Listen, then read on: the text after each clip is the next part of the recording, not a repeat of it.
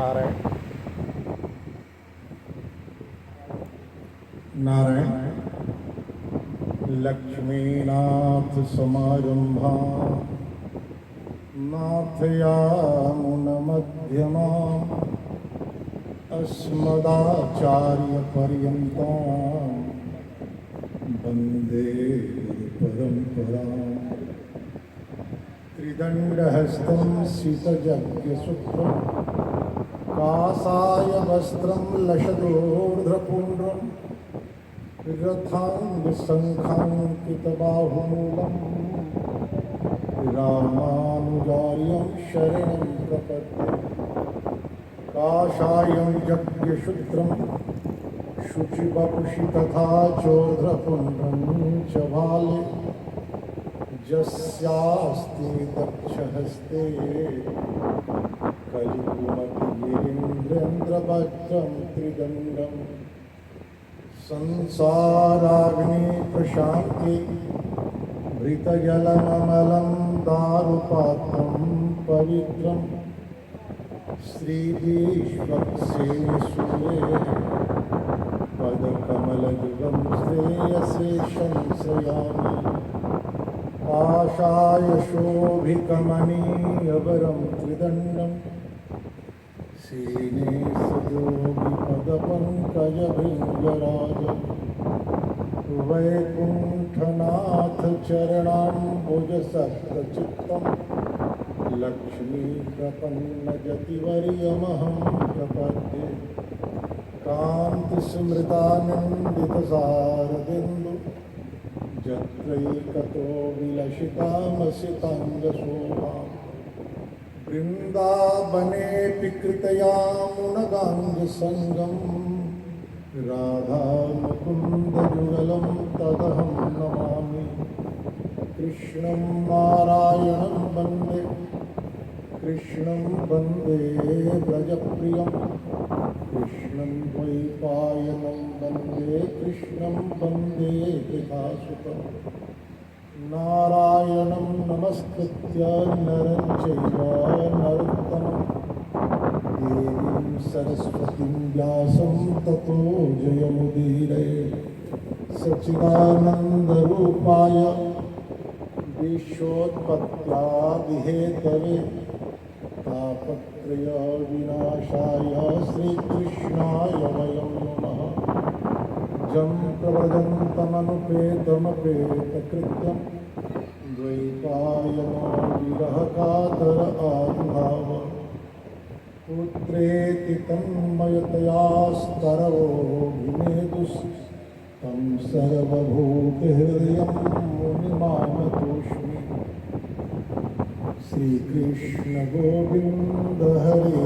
मुरारे हे नाथ नारायण वासुदेव श्रीकृष्ण गोविंद हरे मुरारे हे नाथ नारायण वासुदेव हे नाथ नारायण वासुदेव हे नाथ नारायण वासुदेव हे नाथ नारायण वासुदेव हे नाथ नारायण वासुदेव श्रीकृष्ण गोविंद हरे मुरारे हे नाथ नारायण वासुदेव।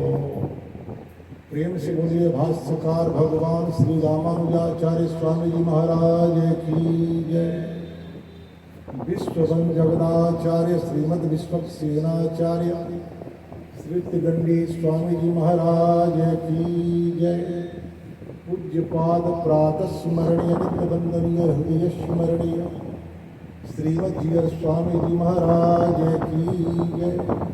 श्री राधा कृष्णचंद्र भगवान की जय। नारायण कलयुग के जीवों के कल्याण के लिए श्रीमद् भागवत से बड़ा कोई पात्र नहीं। श्रीमद् भागवत शब्द का अर्थ क्या है? इसमें दो शब्द है, श्रीमद् और भागवत। श्रीमत शब्द का अर्थ होता है श्री शरीर। श्री किसे कहते हैं? आप भी बोल सकते हैं, संवाद होना चाहिए। श्री किसे कहते हैं?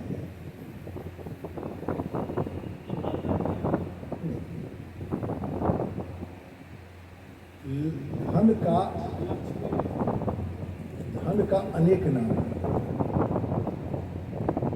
श्री शब्द जो है श्रयते इति स्त्री, जो स्रवित वह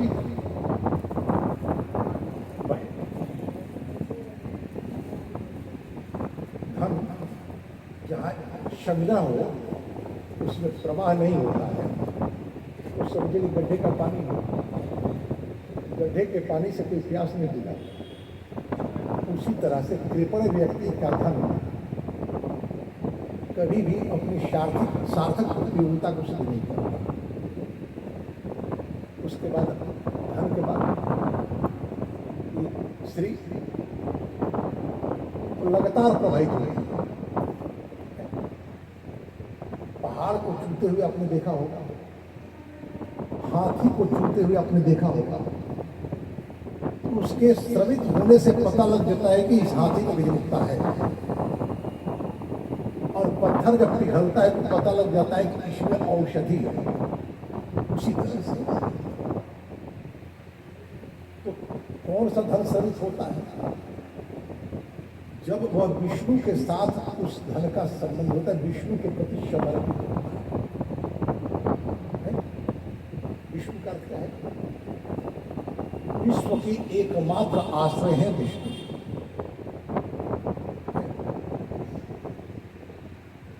तो जब आपके जीवन का दर्शन विश्व पोषण की ओर प्रवृत्त होगा, तो आपकी स्त्री अर्थात आपका धन में प्रवाह आ जाएगा। जल और धन दोनों में दोष आ जाता है जब उसका प्रवाह होता है। तो स्त्रीमान, जिसके पास स्त्री होता है वही स्त्रीमान होता है। और स्त्रीमान कौन होता है? जो भागवत होता है। भागवत का भगवत आपत्यम भागवतम, भगवान का होना, भगवान का होना। सत्य बात यही है, संसार में कोई ऐसा व्यक्ति नहीं है जो भगवान का नहीं है। लोग स्वीकार करें या अस्वीकार करें। बहुत ऐसे पुत्र होते हैं जो अपने माता पिता के औदार्य को स्वीकार नहीं करते। तो क्या उनका पोषण, उनका भरण माता पिता नहीं करते क्या? उनमें इस लोक प्रपंच के कारण दोष आ जाता है, जिसके कारण अस्वीकार करने लगते हैं। जी आप लोग जा सकते हैं, जिनको जाना है धीरे से चले जाए, बैठना नहीं है। तो भगवान का जब आप हो जाएंगे, तो आपके पास कितना धन है यह महत्वपूर्ण नहीं है। जैसे ही आप अपने को भगवान से जोड़े तो आप श्रीमंत हो गए। जैसे छोटा बालक अपने पिता के कंधों पर होता है, बाजार जाता है, और राजा है, उसके पॉकेट में एक पैसा भी नहीं, फिर भी वह श्रीमंत है। केवल वो आदेश देता है, मांग करता है, जिद करता है कि मुझे ये चाहिए। ये पिता की समस्या है को कहा जाए। तो यदि आप अपना संबंध उस परम पिता परमात्मा श्री श्रीमन नारायण भगवान से जोड़ दिए तो आप श्रीमंत हो गए। लोग कहते हैं, इस कवि ने कहा कि केते पाँव पसारिए जेती लाभी सौ। मैं उसको नहीं मानता हूँ, किसी को भी नहीं खाता हूँ कि आप इसे मानेंगे। ये अनिश्वरवादियों का चिंतन है। अरे भगवान का दिया हुआ पैर है, हम उसे क्यों समेट कर रखेंगे? फैलाएंगे। चादर घटेगा तो भगवान से कहेंगे प्रभु आपका पैर उघार है, आप व्यवस्था कर दीजिए। और पैर उघार रहेगा, हम पैर को समेटेंगे नहीं। आज जो है कल के लिए हम चिंता नहीं करेंगे। संसार में दो तरह के लोग परिग्रह नहीं करते। एक वे जो पुरुषार्थी होते हैं। पुरुषार्थी होने का अर्थ क्या है?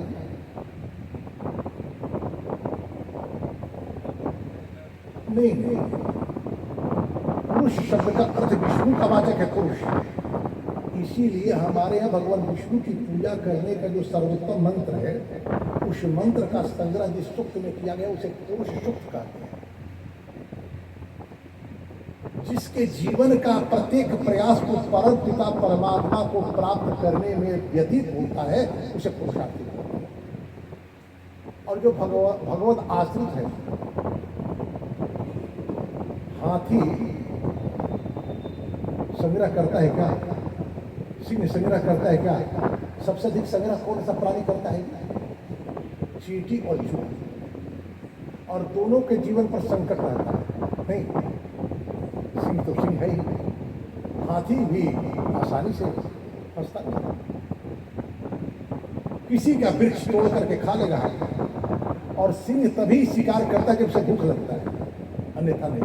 तो जीवन की आवश्यकताओं के साथ यदि आप जीत रहे हैं, महत्वाकांक्षा के साथ नहीं, जीवन की आवश्यकता के साथ यदि आप जी रहे हैं तो आप पुरुषार्थी हो। फिर आपको संग्रह करने की आवश्यकता नहीं। ईश्वर की तो श्रीमद् भागवत का अर्थ होता है कि यदि आपको श्रीमंत होना है तो आपको भगवान का बनना पड़ेगा। और जिस दिन आप भगवान के बन जाएंगे, हो जाएंगे, स्वीकार कर लेंगे मैं भगवान का हूँ, भगवान हमारे हैं, तो फिर आपके पास कितना है इसका हिसाब आप नहीं करेंगे, क्योंकि आपके पास कुछ है ही नहीं, जो है वह परमात्मा का है। एक बार की घटना है, एक बड़ा समृद्ध गृहस्थ था। लक्ष्मी आई और स्वप्न में कही कि अब तुम्हारे घर को छोड़कर मैं जा रही हूँ। तो पूछा कि इतना बतला दीजिए कि आप कब जा रही है और कहाँ जा रही है।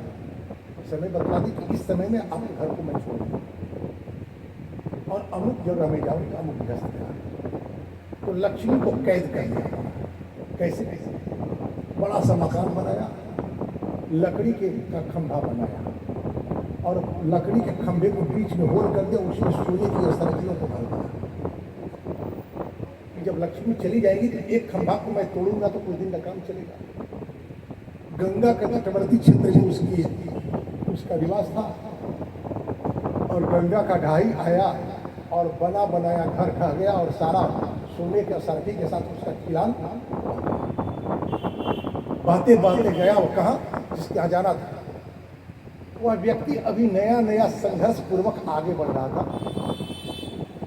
घाट उसका चलता था। घाट चलने का अर्थ समझते हैं ना, गंगा का घाट जिस पर नौकाएं जो चलती हैं।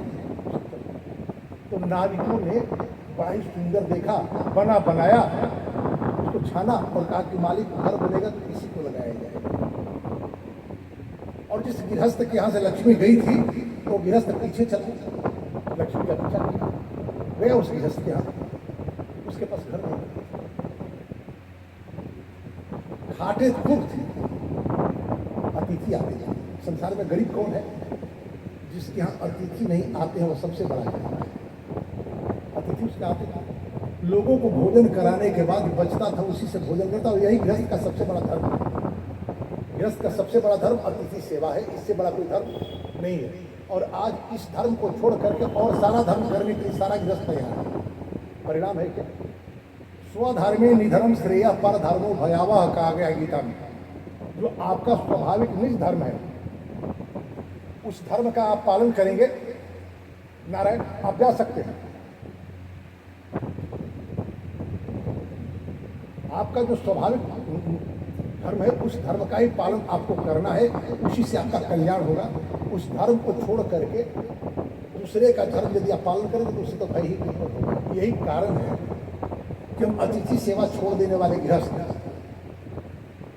आज शांत नहीं है। उनके अशांति के अनेक कारण हैं। हो सकता है कि उनके यहाँ बैंक खाते में बहुत पैसा हो, फिर भी शांति नहीं है कि वो स्वधर्म का उन्होंने परित्याग कर दिया। तो गया उस गृहस्थ के यहाँ ठहरा और लोग ठहरे तो वो भी ठहरा। रात्रि में गया उस खंभे के पास और कहा कि यहाँ इस तरह से पड़े हो, हमारे इतना सम्मान था, तो कहा कि पीछे क्यों आए रहे हो? जब तुमसे हमने कह दिया कि मुझे नहीं रहा तुम्हारे यहाँ, मैं जाऊँगी, चलिए। उस गृहस्थ को जगाया और कहा कि इधर आइए, और उस लकड़ी के खंभे को बजाया, कहा कि अभी बजाइए। तो भीतर खोखला था, उसमें सोने की असर थी, तो आवाज़ क्योंकि ऐसा आवाज़ आप कैसे जानते हैं? तो मेरी ही व्यवस्था है, मैंने ही ये किया है। वो कहा कि आप ले जाइए, आपके पास भेज दूंगा, मैं व्यवस्था कल कर दूंगा। वो कहा कि नहीं, जाने वाली नहीं है, आप क्या आई हैं? तो ठीक है, ठहरी। और एक खंभे को छुप करके उसने तोड़ा और उसमें से 5 सोने की असरफी को निकाला और एक भार दही जमाया। एक भार का मतलब 2 नाली, एक में असरफी डाला और एक बिना असरफी का। उधर से तो बेचारा पैदल आया था, कुछ था नहीं, इधर से दही था, सोचा कि नाव से जाएंगे दही दे देंगे, दही दे दिया। तो जो आएगा वही ना मालिक के पास जाएगा। मालिक के पास दही गया और देखते देखते उसमें हाथ डाल दिया। मलाहों ने सोचा कि नया धन हुआ है, अब इसे जीवन जीने की कला ज्ञात नहीं है। वो कहा कि भाई ठहरो, कुछ देख रहे हैं। क्या देख रहा था कि सोने की असरफी वाली दही मेरे पास आई है या बिना असरफी का दही आया है। तो असरफी वाला दही आया और उसे विश्वास हुआ कि लक्ष्मी में हमारे यहाँ आई है। नहीं तो ऐसा भी हो सकता था कि एक दही जो दिया था नादा, सादा वाला दे देता, घर बनाया। लक्ष्मी किसके यहाँ रहती है और किसके यहाँ से चली जाती है। जो भगवान की भक्ति करता है उसके यहाँ लक्ष्मी आती है तो जाती नहीं, क्योंकि धर्म का पालन करता है। तो श्रीमद् भागवत का अर्थ हुआ कि जो भगवान के साथ अपना संबंध जोड़ दिया है वही संसार में समृद्ध है, अन्यथा धनी लोग हो सकते हैं, समृद्ध कोई नहीं हो सकता। तो श्रीमद् भागवत महापुराण कलयुग के जीवों के कल्याण का परम पाथ्य है। इसके देवता कौन है? सत चित आनंद। सत्य क्या है भाई? चित्त क्या है और आनंद क्या है? सुख का उल्टा क्या होता है और आनंद का उल्टा? हर्ष का उल्टा विषाद होता है। आनंद का विपरीतार्थक शब्द होता ही नहीं, क्योंकि हर्ष सुख साधन जन्य होता है, आनंद अनुभव जन्य होता है, उसमें साधन का कोई संबंध नहीं है। तो यदि आप विपन्न अवस्था में भी आनंदभूत है, सत्यनारायण भगवान की कथा तो हर गृहस्थ क्या होती है। उसके पहले अध्याय में क्या कहता है कि एक शतानंद नाम का ब्राह्मण है और भिक्षाटन करता है, उसकी जीविका नहीं है। भगवान आते हैं, भगवान के साथ उसका संबंध जोड़ता है और भगवान उसकी दरिद्रता दूर कर देता है। सदानंद ब्राह्मण का नाम है, आनंदभूत है। चित्त क्या है? विवाह की वेदी पर आजकल विवाह होता है तो विवाह की घटना किसी को याद नहीं होती, क्योंकि विवाह भी आजकल एक्सीडेंटल हो रहा है। एक कन्या अपने पति से कही कि विवाह के वेदी पर आप बैठे थे, पंडित जी क्या क्या बतलाई थी, तो कहते कि मुझे नींद आ रही थी कि मैं तो प्रतीक्षा कर रही कब सिंदूर डालने को कहे। इस स्थिति में विवाह होगा तो कैसे समझे? सप्तपदी के बाद कहता है सखे सदा भव माम अहंता भव तव चित्तम मम चित्तम वाचम एक बना विश्व। चित्त वह सूक्ष्म स्थान है जहां से बीज अंकुरित होता है, विचार का। तो भगवान चित्त स्वरूप है, आनंद स्वरूप है, सत्य स्वरूप। सत्य सत्य नहीं शब्द है, सत्य शब्द नहीं, सत्य शब्द है। सत्य का अर्थ क्या होता है? सत्य और सत्य में अंतर है। सत्य का अर्थ होता है एग्जिस्ट, सार्थत्व। किसी पदार्थ को निचोड़ते हैं, जैसे दूध का सबसे बड़ा सत्य क्या है? नारायण। दूध का सार्थत्व क्या है? घी नहीं, नहीं महाराज।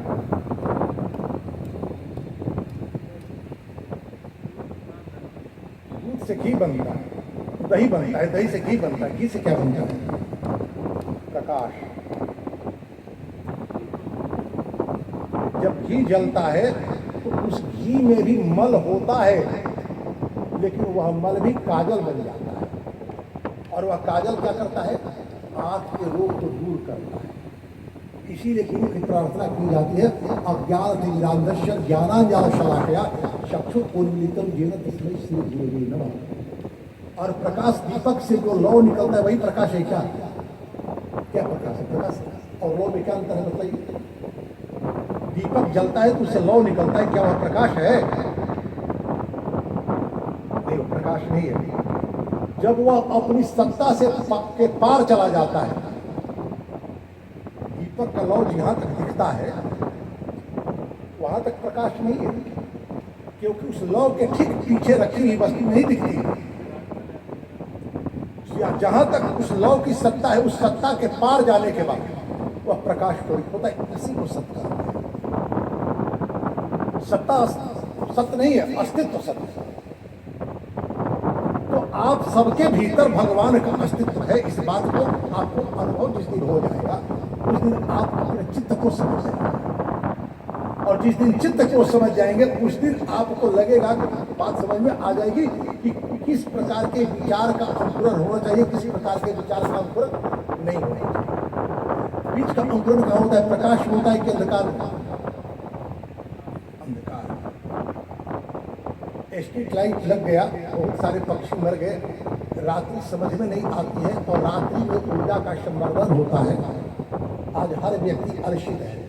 नहीं, सत्य चित और आनंद स्वरूप परमात्मा है, जिनकी अभ्यर्थना करने से तीन प्रकार के ताप होते हैं संसार में, दैहिक, दैविक और भौतिक। ताप तो स्वाभाविक रूप से होते हैं, ताप जाते नहीं, ताप होते हैं। जेठ के दिनों में तपते हुए सूर्य की गर्मी मुझे कोई साथ है तो क्या हम काम करना बंद कर देते हैं? क्योंकि मुझे इस प्रकृति के विज्ञान का ज्ञान है, हो गया है कि जेठ के दिनों में सूर्य तपते हैं, तपेंगे ही तपेंगे। तो जिस दिन जीवन में प्राप्त होने वाले ताप को प्रकृति के सहज नियम के रूप में हम जान लेंगे, तो जानेंगे बोध के द्वारा, ज्ञान के। जैसे सूर्य की किरणें तपती हैं जेठ में, माघ के महीने में सूर्य नहीं तपते, शीत पड़ता है, ये मुझे बोध है, ज्ञान है। उसी तरह से जिस दिन जीवन की यथार्थ का बोध हो जाए उस दिन जीवन में घटने वाली घटनाएं प्रतिकूल भी होगी तब भी मुझे तप नहीं करेगी। भगवान के होने का अर्थ नहीं है। ऐसी बात नहीं है कि भगवान के आप हो जाएंगे तो आपके जीवन में कष्ट होगा ही नहीं, कष्ट होगा, लेकिन उस कष्ट के साथ आपका अनुभव आपको पीड़ित नहीं करेगा, क्योंकि आपको प्रकृति के इस सहज नियम का बोध हो गया। अन्यथा सीता के जीवन में कष्ट होता क्या, राधा के जीवन में विरह होता क्या? वो तो भगवान के थे। तो सच्चित आनंद स्वरूप भगवान श्री कृष्ण को हम सभी प्रणाम करते हैं, इसलिए कि इनके प्रणाम करने से संसार के तीनों ताप शांत होगा। ये मंगलाचरण है। मंगलाचरण का अर्थ क्या है? मंगल के लिए किया गया आचरण तो मंगलाचरण करते हैं। मंगल क्या है? अच्छा, शुभ, सुंदर। इसीलिए भगवान को मंगलाय तनु हरि कहा जाता है। तो लोग बोलते हैं उसको मंगलाय, मंगल के आयतन है, आयतन का अर्थ। यदि कहीं मंगल है तो केवल और केवल भगवान के पास है और कहीं नहीं। शौनक आदि ऋषि नैमिषारण्य क्षेत्र में बैठे, दीर्घकालिक एक यज्ञ के सत्र का आयोजन करते। शौनक आदि ऋषि कौन है? नैमिषारण्य क्या है और यज्ञ समाज में जब आपकी उपयोगिता नहीं रहेगी तो समाज आपका उपेक्षा करेगा। फिर आपको समाज के लिए उपयोगिता सृजन करने के प्रयास करने होंगे। आज प्रायः लोग कहते हैं कि ब्राह्मणों की अवज्ञा हो रही है, ब्राह्मणों का सम्मान समाज नहीं कर रहा है। समाज के लिए ब्राह्मण क्या कर रहा है? शास्त्र कर रहा है। क्योंकि मनु जी कहते हैं कि 10 वर्ष के ब्राह्मण का बालक पिता होता है और 100 वर्ष क्षत्रिय, 100 वर्ष का क्षत्रिय पुत्र। एक पिता अपने पुत्र के लिए क्या करता है, क्या आज का ब्राह्मण समाज के लिए वह कर रहे हैं क्या? तो फिर समाज उस ब्राह्मण का सम्मान क्यों करेगा? तो यज्ञ में किया जाता है, यज्ञ में भगवान की आराधना की जाती है, दान दिया जाता है और सत्संग किया जाता है। यज्ञ की ये 3 अंग। तो बहुत दीर्घ काल के लिए एक यज्ञ का आयोजन किया सौनक आदि ऋषियों ने।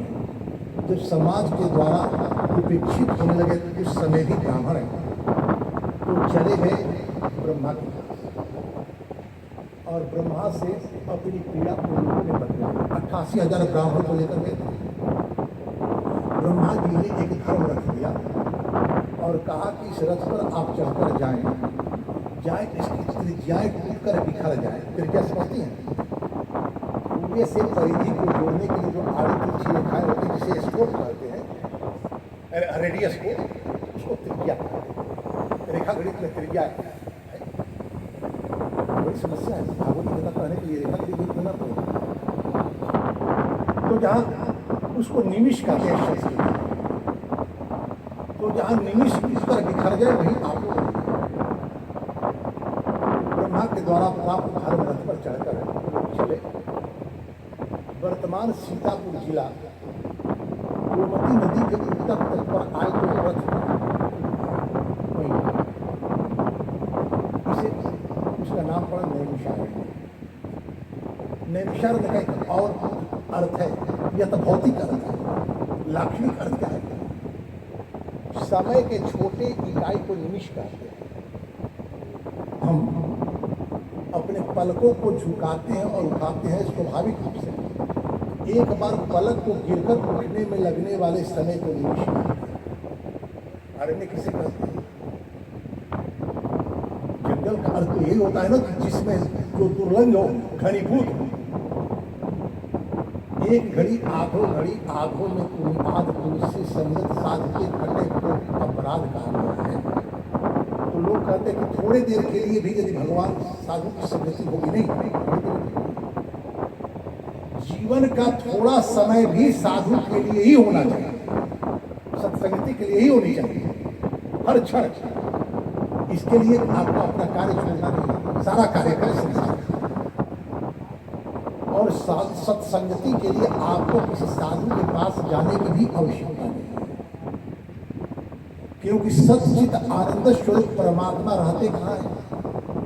कहाँ रहते हैं? तीर्थों में, मंदिरों में नहीं महाराज। एक बार नारद जी गए और लक्ष्मी जी को उन्होंने अकेले देखा। जिज्ञासा हुई कि प्रभु कहाँ है? तो पूजा कक्ष की ओर इशारा कर दी कि वहां पर जप कर रहे हैं। नारद को बड़ा आश्चर्य, भाई हम लोग तो भगवान को श्रेष्ठ मानकर उनके नाम का जप करते हैं, एक ही जप कर रहे हैं। जब माली में हाथ है भूले नहीं। जब पूरा हुआ भगवान देखे, कुशल क्षेम हुआ। नारद ने पूछा कि आप किसका जप कर रहे हैं? तो भगवान ने कहा कि जो मुझसे भी बड़ा है उसका मैं जप कर रहा हूँ। नारद सोच ले कि भगवान से बड़ा कर होगा कोई है क्या? नारद जी यही सोच बात होने लगी। नारद जी और भगवान विष्णु ने नारद जी ने कहा कि प्रभु सारी सृष्टि का निर्माण, पालन, संहार आप अपने पाप से बड़ा। भगवान ने कहा मैं रहता कहाँ? शेष सैया कहाँ रहता है? क्षीर सागर कहाँ है? तो पृथ्वी की एक पाट के भीतर। तो भगवान ने कहा कि यदि मुझे शेष सैया अपने भीतर समेटे हुए हैं तो इसका अर्थ है कि शेष सैया मुझसे बड़ा है। और क्षीर सागर में वह रहता है तो क्षीर सागर उससे बड़ा है। क्षीर सागर पृथ्वी के दो पाटों में है, पृथ्वी बड़ी है। नारद जी ने कहा महाराज स्पष्ट कीजिए आपसे बड़ा कौन है, क्योंकि मेरी बुद्धि काम नहीं करेगी। तो भगवान ने कहा कि जो सारे इन ऐश्वर्यों के साथ मेरा ध्यान करता है अपने हृदय में, वही बड़ा है। यही कारण कि हमारे वैष्णवाचार्य कहते हैं कि भगवान विष्णु वैष्णवों के प्राण है और भगवान विष्णु के प्राण वैष्णव है। भगवान को भगवान होने के लिए भक्त का होना बहुत आवश्यक है। यदि संसार से भक्त समाप्त हो जाए तो भगवान का अस्तित्व नहीं रहेगा, उनकी सत्ता समाप्त हो जाएगी। तो भगवान जितने हमारे लिए आवश्यक है उतनी ही मैं भी उनके लिए आवश्यक हूँ। तभी जाकर के संबंध बनता है हमारे और भगवान के बीच में। यदि एक कोई आवश्यकता नहीं हो तो उपेक्षा कर देगा। नहीं तो भगवान बेचारे एक बार गजने पुकारा और दौड़े चले आए, ऐसे बिना स्वार्थ के नहीं तो भगवान को कौन पूजेगा जी। तो ये नैमिषारण्य का अर्थ दो हुआ। एक स्थूल अर्थ है कि गोमती के उत्तर तट पर जहाँ धर्म टूटा वह नैमिषारण्य है, और जीवन के छोटे छोटे समय के घनीभूत स्वरूप वो भी नैमिषारण्य। इस नैमिषारण्य क्षेत्र में बड़े बड़े सत्र का आयोजन किए थे, यज्ञ पुरुष का आराधन कर रहे, ताकि समाज के लिए अपने भीतर उपयोगिता का संवर्धन कर सकें। एक ब्राह्मण शिक्षा प्राप्त करता है केवल अपने लिए या विश्व के लिए, लेकिन यदि वह केवल और केवल वो शिक्षा का उपयोग अपने समृद्धि के लिए करना आरंभ कर दे, समाज को कुछ न दे, उसे कौन पूछेगा जीवन? या कोई जरूरी है कि पंडिताई ही करे, बहुत अच्छा इंजीनियर हो जाए, बहुत अच्छा डॉक्टर हो जाए, विश्व मानवता के कल्याण के लिए अनुसंधान करे, देश करे, उसके उपयोग करें। वहां पर सूत कौन है? हमारे सनातन धर्म में वर्ण और आश्रम की व्यवस्था है। अब पूछा जाए कि 4 वर्ण और 4 आश्रम में कौन सा वर्ण बड़ा है और कौन सा वर्ण छोटा है, आप उत्तर दे सकते हैं क्या? इस चौकी के 4 पाए हैं, एक पाया टूट जाए या किसी तरह से खराब हो जाए, इस चौकी पर कोई बैठना चाहेगा?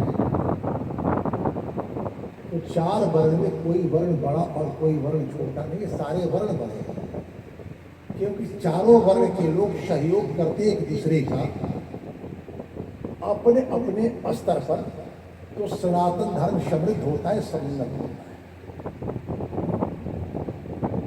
हमारे यहाँ तो शास्त्र में कहा गया है कि शूद्र से बड़ा कोई नहीं होता और गृहस्थ से बड़ा कोई आश्रम नहीं होता। चारों वर्ण के लोग, चारों आश्रम के लोगों का जीवन गृहस्थ आश्रम पर ही अवलंबित होता है। और शूद्र यदि सेवा देना बंद कर दे तो कोई कार्यालय चल सकता है क्या? किसी कार्यालय में पहला और अंतिम व्यक्ति कौन होता है ये काम करने वाला? चतुर्थ वर्गीय कर्मचारी आता है, ताला खोलता है, झाड़ू देता है, उसके बाद क्लर्क आते हैं, फाइल टेबल पर सजाते हैं, पदाधिकारी आते हैं, उस पर इनिशियल करते हैं, नहीं फिर सारे लोग चले जाते हैं। कार्यालय के सारे अवधि में वो चतुर्थ वर्गीय कर्मचारी हो ना हो या ना हो, कोई अंतर नहीं है, लेकिन आरंभ में और अंत में होता है। हमारे यहाँ जन्म के समय में कौन होता है और मृत्यु के समय में कौन होता है?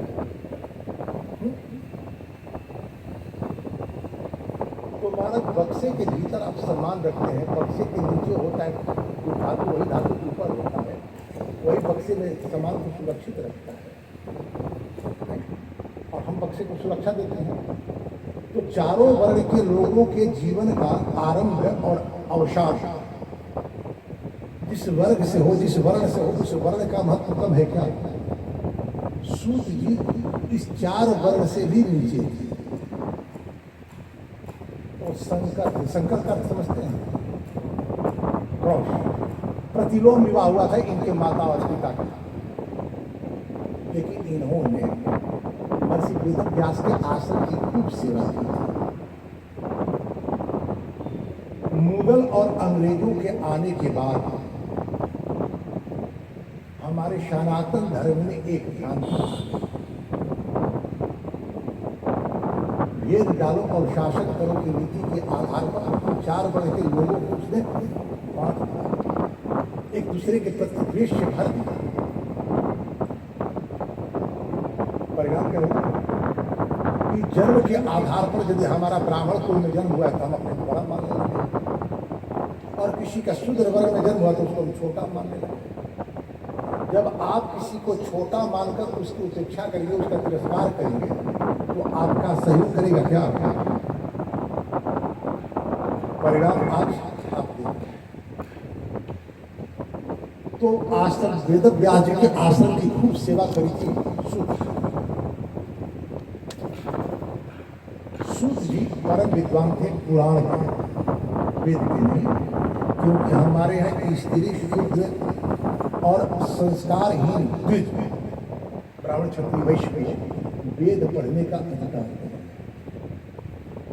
लेकिन लोग कहते हैं कि सामान्य भाषा में कि स्त्री और शुद्ध को नहीं, संस्कारहीन द्विज को भी वेद पढ़ने का अधिकार नहीं। स्त्री शुद्ध द्विज बंधु नाम त्रयी न सूत्र,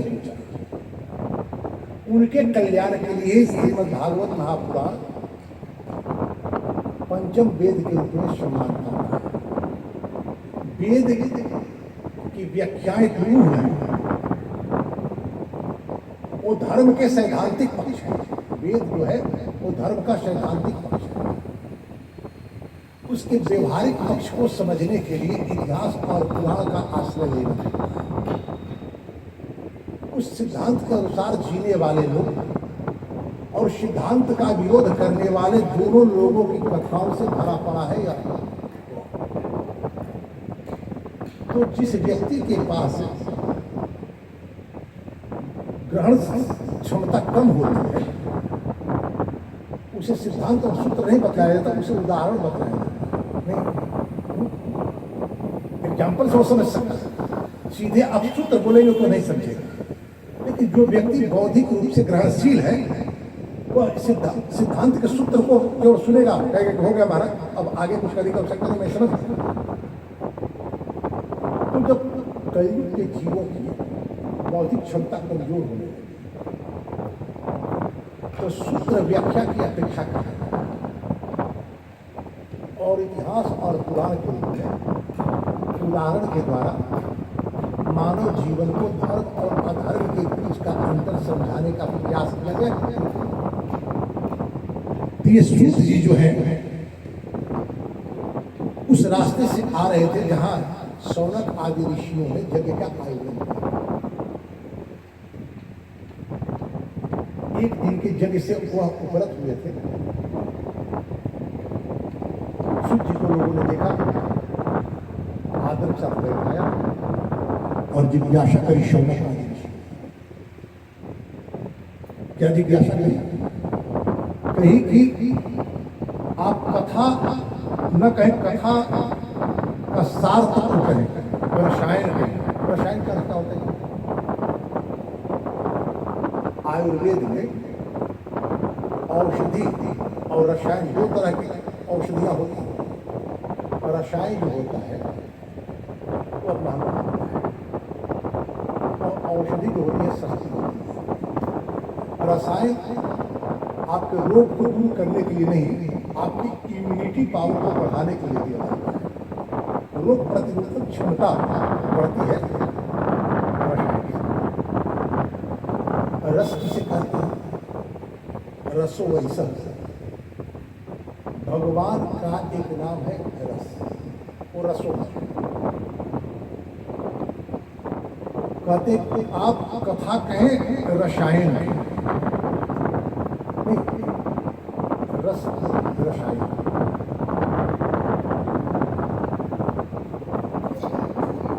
मैंने जिस परमात्मा की कथा आप कहें, उस कथा से उस परमात्मा को प्राप्त किया जा सकता है।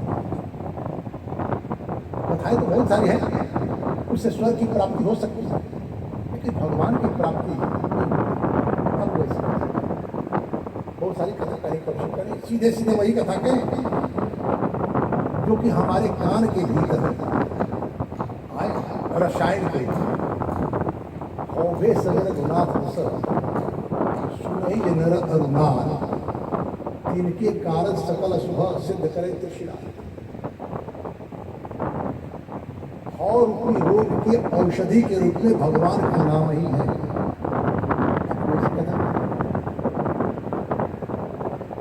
बड़े भाग्य से आप आए हुए हैं।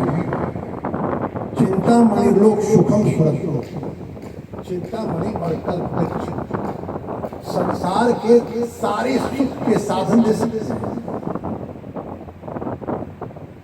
स्वर्ग दे सकते हैं, लेकिन वैकुंठ तो कोई सामर्थ्य गुरु ही देता है। बताइए, 88,000 ऋषियों का प्रतिनिधित्व करते हुए शौनक जी ने सूत जी को गुरु कहा। शास्त्र की व्यवस्था है कि गुरु पद पर ब्राह्मण ही आसीन होता है, और ये शूद्र भी नहीं है, ये शंकर है। बात स्पष्ट है कि केवल ब्राह्मण कुल में जन्म ले लेने मात्र से कोई ब्राह्मण नहीं होता। भगवान के भक्ति में जो निरत है, आगे कथा मिलेगी। बलराम जी जा रहे थे तीर्थाटन के लिए, रास्ते में उग्र श्रवासुर के पिता रोमहर्षण बैठे कथा सुनने वाले सारे लोगों ने बलराम जी को देख करके उनकी अभ्यर्थना में खड़ा होगा,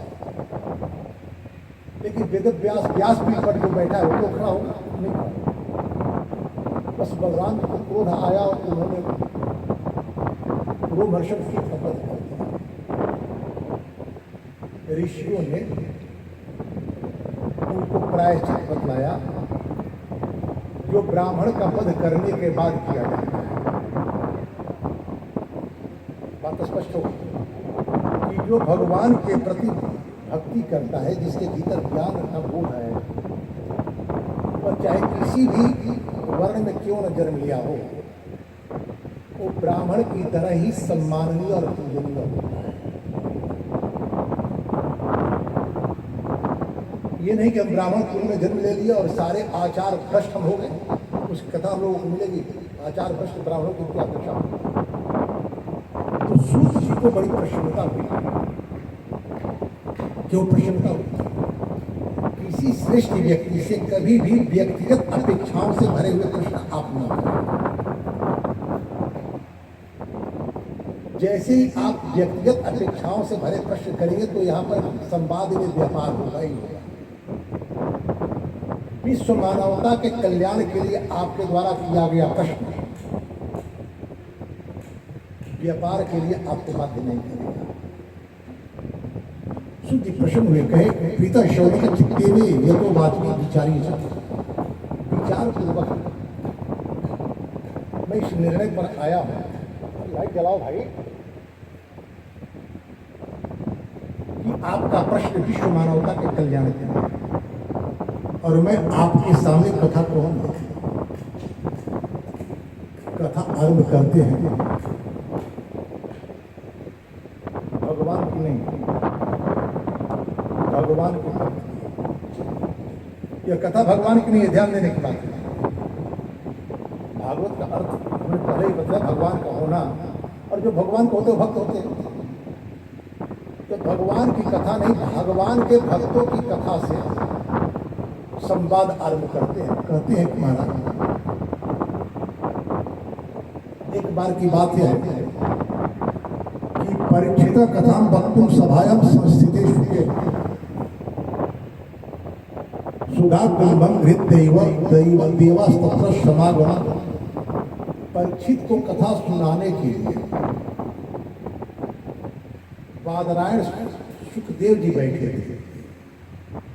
जैसे बैठा हो कि उसी समय देवता लोग आए अमृत कलश लेकर। अमृत कलश की उपयोगिता क्या है? अमृत जो पी लेता है उसकी मृत्यु नहीं होती, और परीक्षित की मृत्यु होने वाली है। इनको शाप मिला था कि 7 दिन में आप समाज में अनुशासन के लिए एक योग्य राजा की आवश्यकता है, और परीक्षित योग्य राजा थे। उनका जीवन मूल्यवान है समाज के लिए। लेकिन सुखदेव जी को समाज की आवश्यकताओं से कोई लेना देना नहीं है। परीक्षित का कैसे कल्याण हो इस विषय पर विचार करें।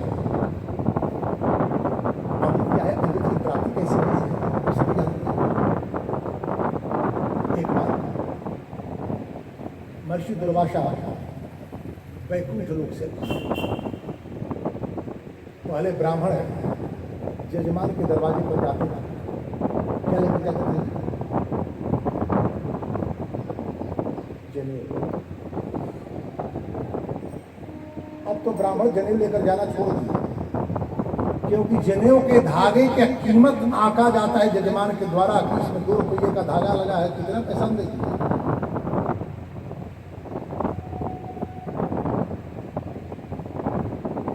वह ब्राह्मण आपको यज्ञोपवीत के महत्व को बतलाने के लिए आया कि यज्ञोपवीत आप धारण करें।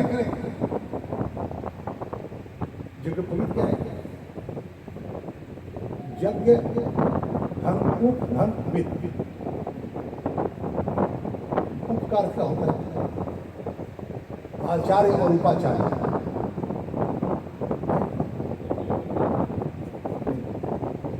विकल्प, जब आचार्य नहीं रहेंगे तो उस आचार्य के सारे दायित्व का भार उस उपाचार्य पर होगा।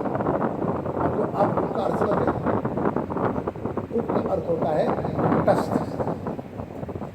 वित्त का अर्थ क्या होता है?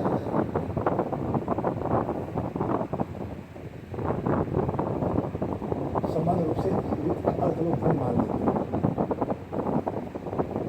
वित्त का अर्थ वैसे धन से होता है जिस धन का हम उपभोग नहीं करते, उपयोग करते हैं।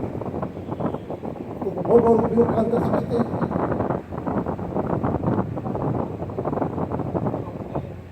अपने जीवन की सुविधा के लिए और उपयोग उसके संवर्धन के लिए। कोई किसान के घर में यदि अन्न न भी हो तभी वह बीज नहीं खाएगा, क्योंकि जिस गृहस्थ के परिवार बीज खा जाते हैं उसे कोई उधार अनाज नहीं देता। व्यापारी पूंजी नहीं खाएगा। तो धन की जो पूंजीगत संरचना है इसी को भी दिखाते हैं। जब का भगवान की आराधना अभी हमने बतलाया, जग में 3 कार्य होते हैं, दीवाराधन, दान और सत्संग। इन 3 कार्य को करने की पात्रता आप में आ सके उसके लिए जिस साधन की आवश्यकता होती है उसे यज्ञोपवीत। ठीक उसी तरह जो आचार्य होता है वो आपके परम कल्याण की बात करता है, कल्याण की बात को नहीं करता। परम कल्याण और कल्याण में क्या अंतर है? जीवन में जो आपकी अनुकूलता है वह आपके जीवन का कल्याण है, लेकिन जीवन के साथ साथ जीवन के बाद भी आपके कल्याण का मार्ग प्रशस्त हो, जिसके द्वारा उसे परम कल्याण करना। आप कहेंगे महाराज जीवन के बाद,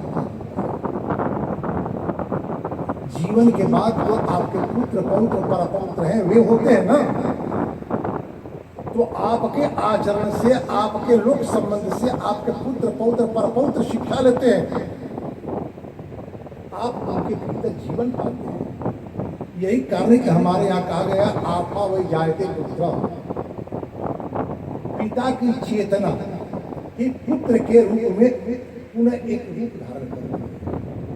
तो जीवन के बाद आप छोड़ दीजिए, पुनर्जन्म की बात मैं नहीं कर रहा, आप अपनी परंपरा पर विचार करें। तो आपकी आने वाली पीढ़ी, आज लोग कहते हैं कि आजकल के लड़के नालायक हो गए, संस्कारहीन हो गए। मुझे बात समझ में नहीं आती कि उन संस्कारहीन हुए लड़कों को दोष दिया जाए, उनके माता पिता को दोष दिया जाए।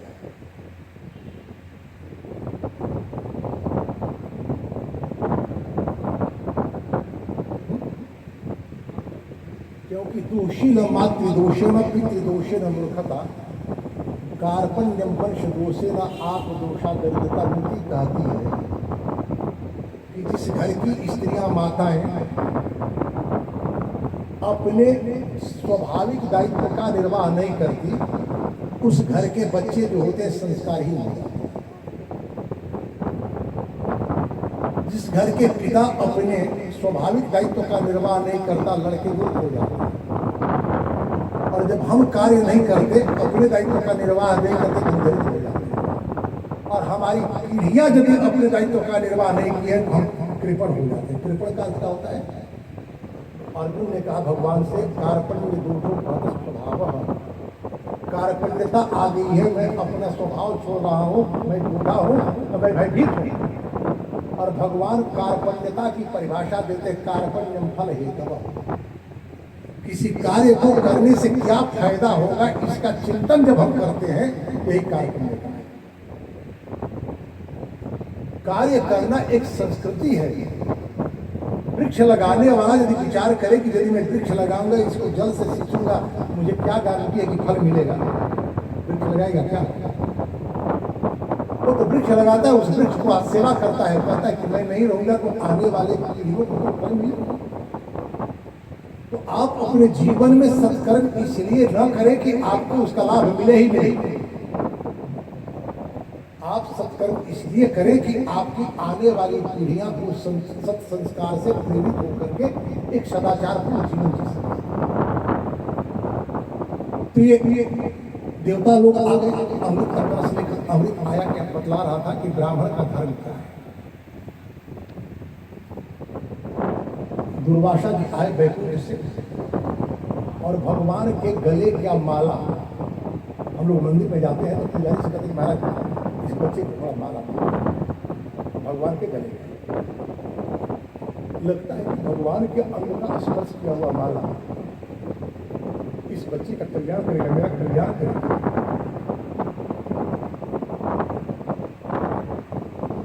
दिया राजा इंद्र दुर्वासा, इंद्र ने सोचा कि भगवान की पहनी ही माला हम पहने, अपने हाथी के माथे पर इन्होंने माला डाल दिया। यहां तक तो बात नहीं की। हाथी का नाम क्या है भाई? मनमथ कहते हैं, हाथी को मनमथ भी कहते हैं। मनमथ का अर्थ होता है मारा जाता है। तो माला के मूल्य को क्या समझा दिया? अपने स्टूल से उठाया और पैरों से रोक दिया। दुर्वासा को बड़ी किया कि हमारे भगवान के निर्मल भगवान के प्रसाद क्यों?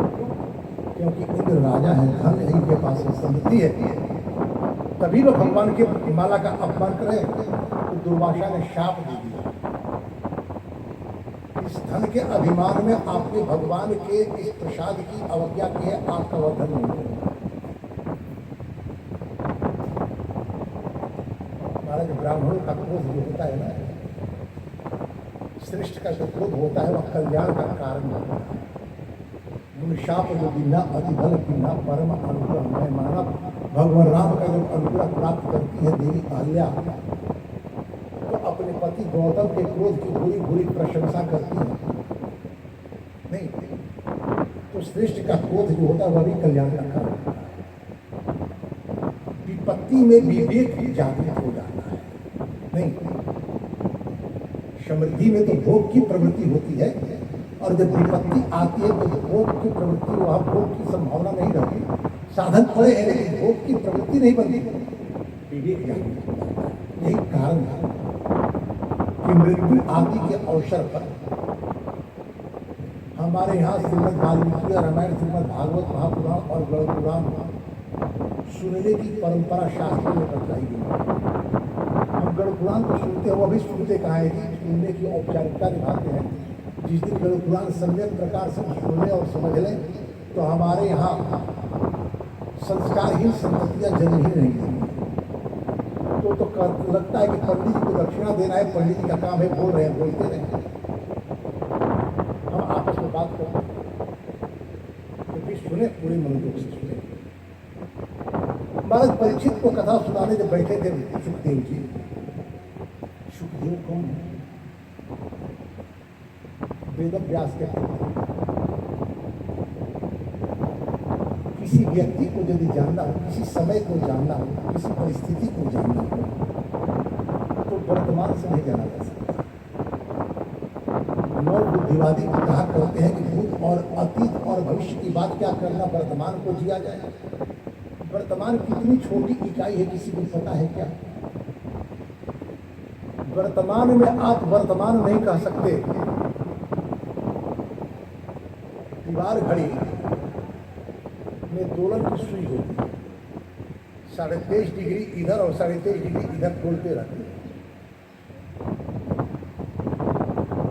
जब 90 डिग्री का कोण बनाते हुए लंबवत नीचे गिरती है, जितना समय रहती है सुई वही बनेगा, अन्यथा या तो अतीत है या भविष्य। वर्तमान एक अवसर है अतीत से प्रेरणा लेकर भविष्य की ओर बढ़ने का। हम चलते हैं, एक पैर रखने का प्रयास करते हैं, ठीक उसी समय दूसरा पैर जमीन छोड़ रहा होता है। नहीं, तो जो जमीन छोड़ रहा होता है वह अतीत है, जो जमीन पर पड़ने के लिए आगे बढ़ता है यही भविष्य है। और इस बीच का कालखंड अंतराल है जिसका कोई आधार नहीं है। और आप वर्तमान की बात करें तो किसी व्यक्ति को जानना हो, किसी समय को जानना हो, किसी स्थान को जानना हो, किसी संस्था को जानना है, तो उसकी अतीत की व्याख्या करनी है। तब पता चलेगा कि इस संस्था की स्थापना किस उद्देश्य से की गई है, जिस उद्देश्य के साथ इस संस्था की स्थापना की गई है, क्या यह संस्था अपने उस उद्देश्य के साथ चल रहा है। यदि नहीं चल रही है तो इस संस्था का सम्मान नहीं होना चाहिए। तो सुखदेव का अतीत क्या है जाने, भगवान कृष्ण के यहाँ गोलोक में पृथ्वी के साथ ब्रह्मादि देवता भगवान कृष्ण से इस संसार के विषम परिस्थितियों उन लोगों ने कि सारे के सारे लोग बहुत प्रसन्न हो रहे हैं। बहुत प्रसूता समझते, बहुत प्रसन्न होने का ज्यादा संतान होना। तो ज्यादा संतान होना अच्छा है या बुरा है? हमारे प्राय पहले महिलाएं आशीर्वाद देती थी कि 1 से 21 हो जाए। ये अच्छी बात है या बुरी बात है? जी, कभी अच्छी बात नहीं रही है।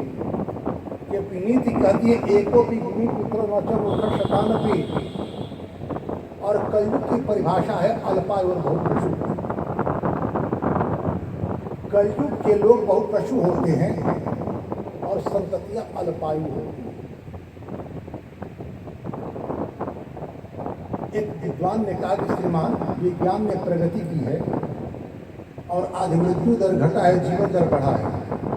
हमने पूछा कि जो भ्रूण हत्याएं कराई जा रही की जा रही है, डाटा निकालते समय उसकी गणना आप क्यों नहीं कर रहे?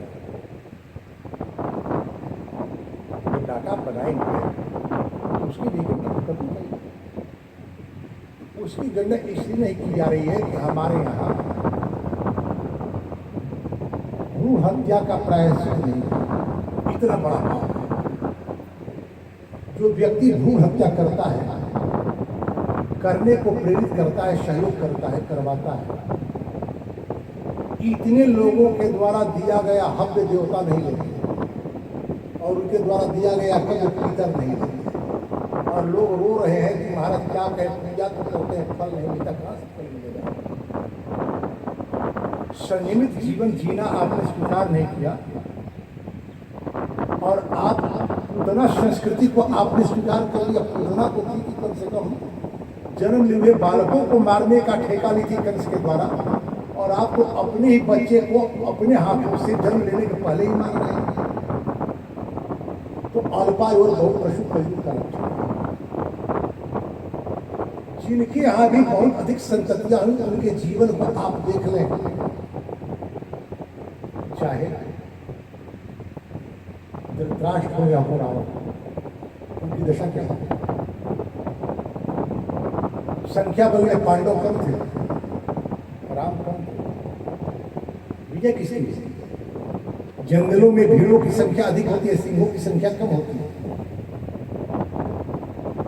आप डरते हैं कि यदि मैं संख्या बल में कमजोर हुआ तो लोग मुझको दबाएंगे, नहीं दबाएंगे। आप अपनी आवश्यकता के साथ जीना शुरू करें। आपके भीतर जो परिग्रह की प्रवृत्ति है, भय का यही है।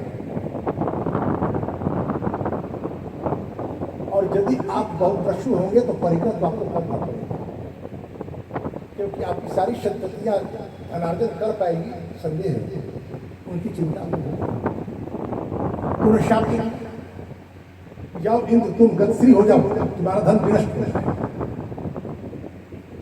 धन के अभाव में क्या होता है? पुराण में आया है, बुभुक्षा की न करो कि पापा। जीवन में जब साधन का अभाव होता है, आवश्यकताएं बाधित होती हैं तो विवेकशील व्यक्ति जो भगवान का आश्रय लेता है और विवेकी लोग तो मार्गी हो जाता है। तो इंद्र के भीतर विवेक जग और भगवान कहाँ चले गए? समुद्र मंथन के लिए समुद्र मंथन हुआ, उसे अमृत निकला, लक्ष्मी इधर इधर मैं सुखदेव की बात कर रहा हूं। तो ब्रह्मादि देवता जब गए कि संसार के लोग बहुत पशु हो रहे हैं, जनसंख्या बढ़ रही है, आप रक्षा करें। भगवान कृष्ण ने कहा कि मैं अवतार धारण करूं। महाराज इतना सुनना था कि राधा रानी मूर्छित थी। भगवान ने उनके चेहरे पर जल का छिड़काव किया। आपका क्यों तो कहे कि आप कह रहे हैं कि मैं संसार में अवतार लूंगा कि मैं यहाँ अकेले को जाऊँ, आपके बिना मैं कैसे रह पाऊँ? भगवान ने कहा कि आपको मेरी उतनी आवश्यकता नहीं है जितनी आपकी मुझे आवश्यकता है। अधिक बात विचार, विवाह है पुरुष के लिए आवश्यक है या स्त्री के लिए?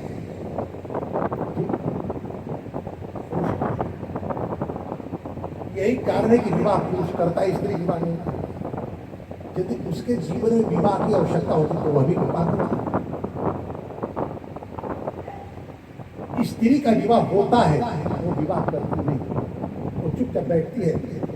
सारे कर्मकांड का आयोजन पुरुष करता है और कहता है बार बार 7 बार कहता है विष्णुस्मान है तो विष्णुस्मान है। मैंने भगवान विष्णु की कृपा स्वरूप अपने यहाँ चले गए और भगवान के कृपा का यदि वह सम्मान न करे तो दुर्वासा के शाप से जो इंद्र की स्थिति हुई वही स्थिति उसके और उसके वंश नहीं हो जाएगी क्या? यही कारण है कि हमारी नीति कहती है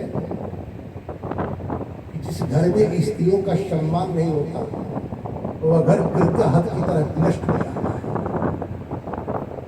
स्त्री अधिक महत्वपूर्ण होती है पुरुष के अपेक्षा। परस्पर एक दूसरे के जीवन में स्त्री का महत्व अधिक है पुरुष के जीवन में। स्त्रीराम असंभव पतिषु,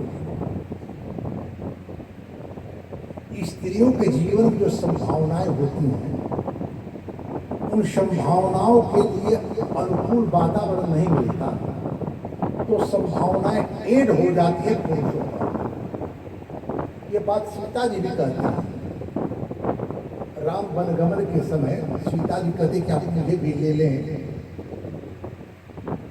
तो राम जी कहते कि वनवास की आज्ञा मुझे हुई है, आपके लिए नहीं हुई है। वो कहते कि आपको पता नहीं है क्या, पढ़े लिखे आपने, संसार के सारे संबंधी अपने अपने कर्मों के भोग भोगते हैं, लेकिन एकमात्र पति और पत्नी एक दूसरे के कर्मों का भी भोग भोगता है। आगे हम लोग देखेंगे वृषली पति को नरक होता है। वृषली अर्थात दुर्शील स्त्री, उसका पति नरक जाता है। पत्नी दुर्शील हो तो पति को नरक जाएगा। पत्नी दुर्शील के होते उस समय बताएंगे, आप अभी नहीं बताएंगे। कथा के क्रम में मैं बताऊंगा कि कोई स्त्री दुर्शील क्यों हो जाती है। तो परीक्षित के सामने सुखदेव जी में बताया, राधा रानी से भगवान ने कहा कि नहीं देवी आपको छोड़कर भला मैं कैसे जा सकता हूँ। तो राधा जी ने कहा कि मैं तब जाऊंगी जब मेरा पोता भी जाएगा, सुख जाएगा। हमारे यहाँ पहले मैना और तोता पालने की परंपरा थी। कब? जब हर हाथ को मोबाइल नहीं था, काल चेक करना था, तो घर की माताएं तोते से बात करती थी, मैने से बात करती थी। अब तो उसकी आवश्यकता नहीं क्योंकि मोबाइल आ गया। तो राधा रानी ने कहा कि जब मेरा सुख जाएगा तभी मैं जाऊंगा। तो भगवान ने कहा कि मेरे जाने के पहले आप जाएंगी और आपके जाने के पहले आपका सुख जाएगा। तो उस राधा के सुख को भगवान ने प्रेरित किया, वह धारा धाकर अवतार। पक्षी का 2 बार जन्म होता है, एक बार जन्म होता है अंडे के लिए, और उस अंडे को देने वाली माँ उसका पोषण करती है, तो फिर उसके भीतर से बच्चा होता है। भिन्न परंपरा है प्राकृतिक। इधर एक दिन पार्वती जी रूठी दाम्पत्य जीवन में जिस पत्नी को रूठने का अधिकार प्राप्त होता है वो अपने को सौभाग्यशालिनी मानती है, लेकिन कैकेयी जैसा रूठने वाली स्त्री नहीं वो मानती ही नहीं, कैकेयी मानी ही नहीं। अच्छी पत्नियां रूठती है लेकिन तुरंत मान जाती है, तो पार्वती कभी रूठती नहीं।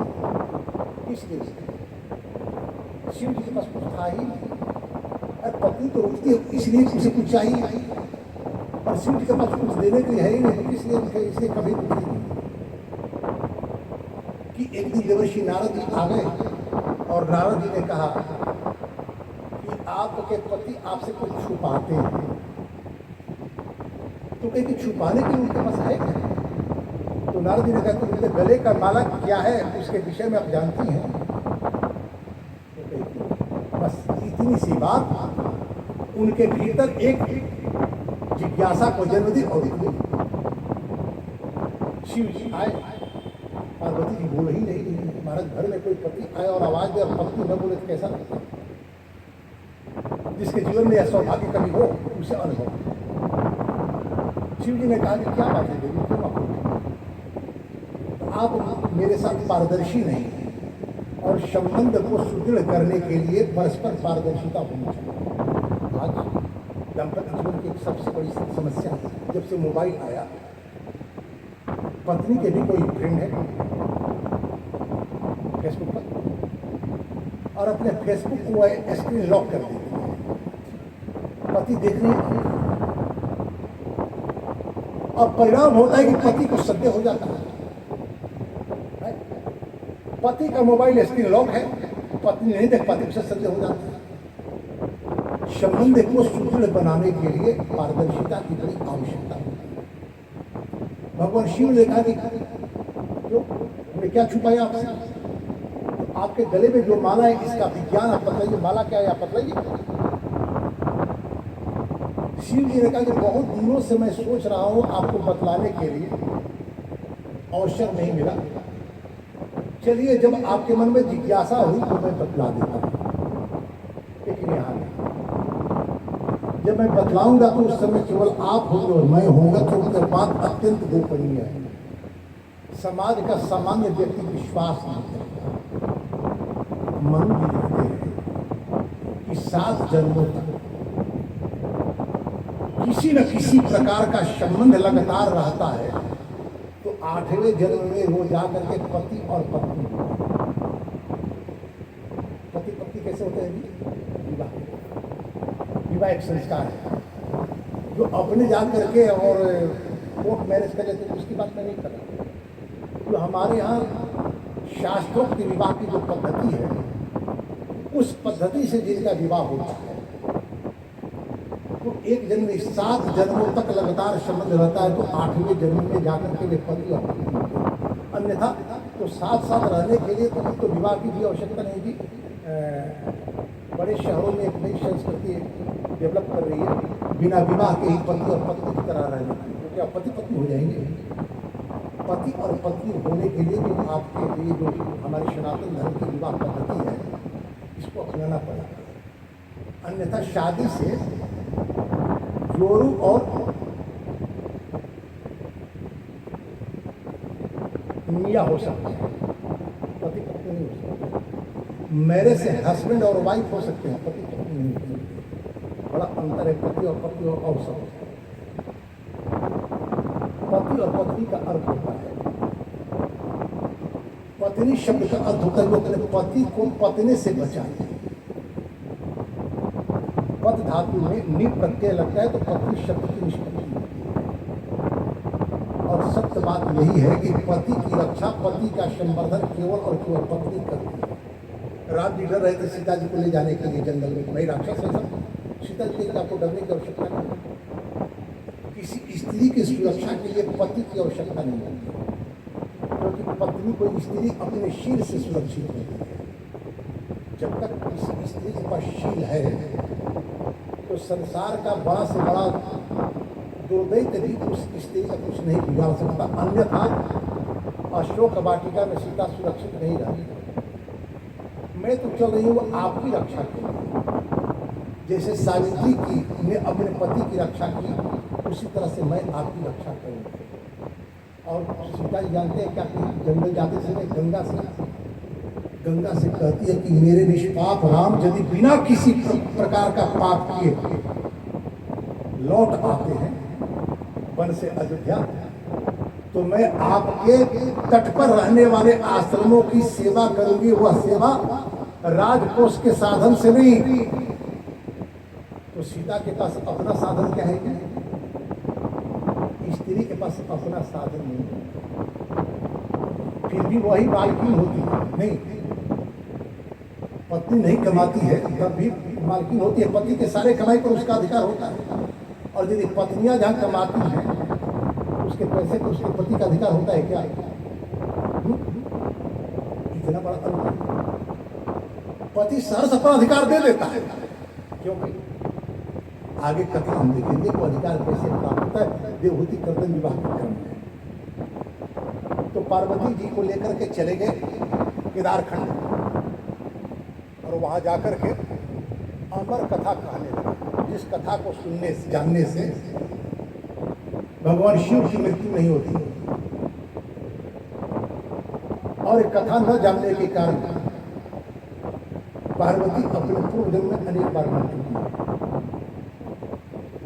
तो कथा सुनाने वाले को सुनाने की इच्छा तभी तक होती है जब तक सुनने वाला सुनता है। तो कहेगी देवी आप सुनती रहेंगी तो मैं कथा सुनाता रहूंगा। तो कहेगी करना क्या होगा? तो मुझे आपको विश्वास दिलाना होगा कि आप कथा सुन रही हैं। कथा कान से सुनी जाती है कि आंख से? कान से नहीं, आंख से सुनी। बात समझ गए? लेकिन पार्वती जी की आंख बंद हो गई, और इधर राधा रानी का जो सुख था वह धरा पर आया था अंडे के रूप में। वो कथा के द्वारा पोषण पाया। जो बालक अपने जन्म के पहले कथा का से पोषण पाता है वो संस्कारवान होता है।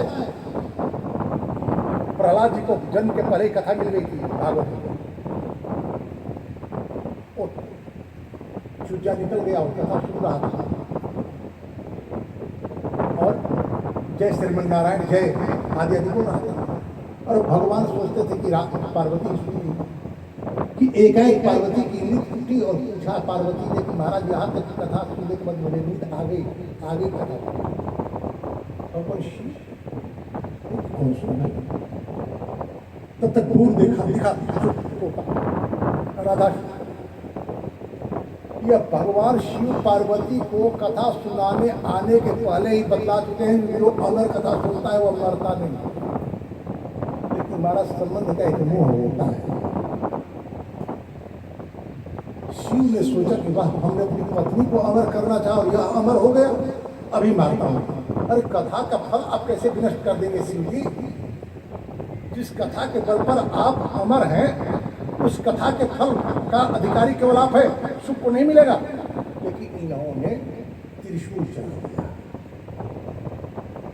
अपना प्राण बचाने के लिए, शिव के त्रिशूल का मान रखने के लिए। सुख भाला और व्यास जी की पत्नी स्नान करके जल अंजलि में भर करके सूर्य को निवेदित कर रही थी, और उसी समय यही सूर्य सहस्रांशु तेजो राशि जगत प्रति अनुकंपिया माम भटक ध्यान परमेश्वर कहने के लिए बड़ी वस्तु होता चला गया। 12 वर्षों तक पढ़ा। वेद व्यास बड़े परेशान कहने लगे भाई बाहर आओ। उनका कि वही शर्त है, मैं आऊंगा। भगवान शिव को बुलाइए और भगवान विष्णु को बुलाइए। भगवान शिव से मुझे भय न हो और भगवान विष्णु की माया वहीं व्याप्त है, तभी मैं बाहर आऊंगा। नहीं यही कथा का मर्म यह है कि जो माताएं अपने बच्चे को 12 वर्षों तक अपने आंचल के छाया में पालती हैं, उस उस बालक को संसार के प्रपंच, संसार के भोग की माया व्याप्त नहीं, लेकिन माता बनकर पाले तब। माता बनकर पालना क्या है? एक पुत्री अपने पिता के अधिकार क्षेत्र से बाहर कब निकलती है? विवाह के। उस विवाह में कितना समय लगता है? 5 मिनट। उस 5 मिनट के कर्मकांड के पहले यदि वर पक्ष वालों ने कोई अव्यवहारिकता करी तो सारा कर्मकांड संपन्न होने के बाद भी विवाह रोक दिया जाएगा। विवाह केवल सिंदूरदान है, ये तो सब विवाह का अनुक्रम है। तो 5 मिनट के छोटे आयोजन से संबंध और संबंध के दायित्व बदल जाते हैं। एक पुत्री पत्नी हो जाती है और माँ कितने दिनों में बनती है जी? 9 माह। तो माँ बनने के बाद भी वह पत्नी ही रहेगी या माँ बन जाएगी? एक व्यास तिवारी थे, मॉडर्न इंस्टीट्यूट में शिक्षक, बड़े परिहासी थे। उन्होंने एक व्यंग लिखा, जैसे हमारे यहाँ ब्रह्मसूत्र लिखा गया उस तरह सब सूत्र उन्होंने लिखा। ब्रह्मसूत्र में अथातो धर्म जिज्ञासा, उन्होंने लिखा अथातो पुत्र जिज्ञासा, पुत्र की कामना। उन्होंने लिखा जन्म लेत दारा हरे होत जुड़ा धन छी, मोला पमो में आग देवे बेटा के को। बेटे की सार्थकता यही है। तो यदि आपकी पत्नी माता बन गई तो उसे आप पत्नी बनाने का आग्रह न करें। बात समझ रहे? संकेत। यदि उसे संपूर्ण रूप से माता बने रहने देते हैं, उदाहरण है वाल्मीकि रामायण, कैकेयी के आने के बाद कौशल्या का सम्मान समाप्त हो गया, लेकिन किसी से कहा नहीं। राम जब बन जाने लगे तो पहली बार कौशल्या अपनी पीड़ा बताई राम से कि बेटा, कैकेयी के आने के बाद महाराज के पुरुषार्थ का कोई सुख मुझे नहीं मिला। मेरी स्थिति इस राज परिवार में कैकेयी की दासियों से भी गई गुजरी हो गई। यहाँ तक कि भरत को देख करके मेरे सेवा में मुक्त रहने वाले सेवक उनसे बात मुझे भी नहीं चाहिए। राम जी ने कहा कि मां, इस बदली हुई परिस्थितियों में पिता महाराज श्री के जीवन में संकट है, उन्हें आपके साहचर्य की आवश्यकता है, आप यहीं रहे। तो कौशल्या जी अपने पति महाराज दशरथ के लिए ठहरी या राम के भावना के लिए ठहरी? राम के भावना अपने पुत्र के निर्माण के लिए, पुत्र के संवर्धन के लिए, पुत्र के पालन पोषण से समय मिले तो वो अपने पति की सेवा शुश्रूषा करे, तब तो पुत्र का निर्माण होगा, पुत्र राम जैसा होगा। अन्यथा भरत जैसा हो सकता है। अब पूछिए कि भरत जैसा कैसा? कथा नहीं कहेंगे क्योंकि रामायण की कथा है, अभी तो भागवत की कथा मुझे आगे बढ़ानी है। सुखदेव जी ने कहा कि क्या लेकर आए हो? देवताओं ने कहा अमृत घट, जिसको बचाने के लिए घोर युद्ध क्यों देना चाहते हो? देवताओं ने कहा कि मैं चाहता हूं, सब चाहते हैं कि महाराज परीक्षित जीवित रहे और यह कथामृत मुझे आप देंगे क्योंकि स्वर्ग में कथा नहीं मिलती। भगवान ने कहा कि संसार का नियम है विनिमय का, व्यापार का, लेकिन जो वस्तु आप लेना चाहते हैं उसके बराबर आप मूल्य देंगे तब ना आपको वस्तु मिलेगी। अमृत पान करने वाले देवता मरते तो नहीं है, लेकिन मारे जाते हैं, उनकी मृत्यु नहीं होती, लेकिन बार बार राक्षसों के द्वारा, दैत्यों के द्वारा उनको स्वर्ग च्युत किया जाता है और बार बार बेचारे दौड़े जाते हैं भगवान विष्णु के। नहीं चाहिए ऐसे अमृत। इस अमृत को पीने के बाद हम अमर हो जाएंगे। अच्छा, दीर्घायु होना अच्छा है या अल्पायु होना अच्छा है?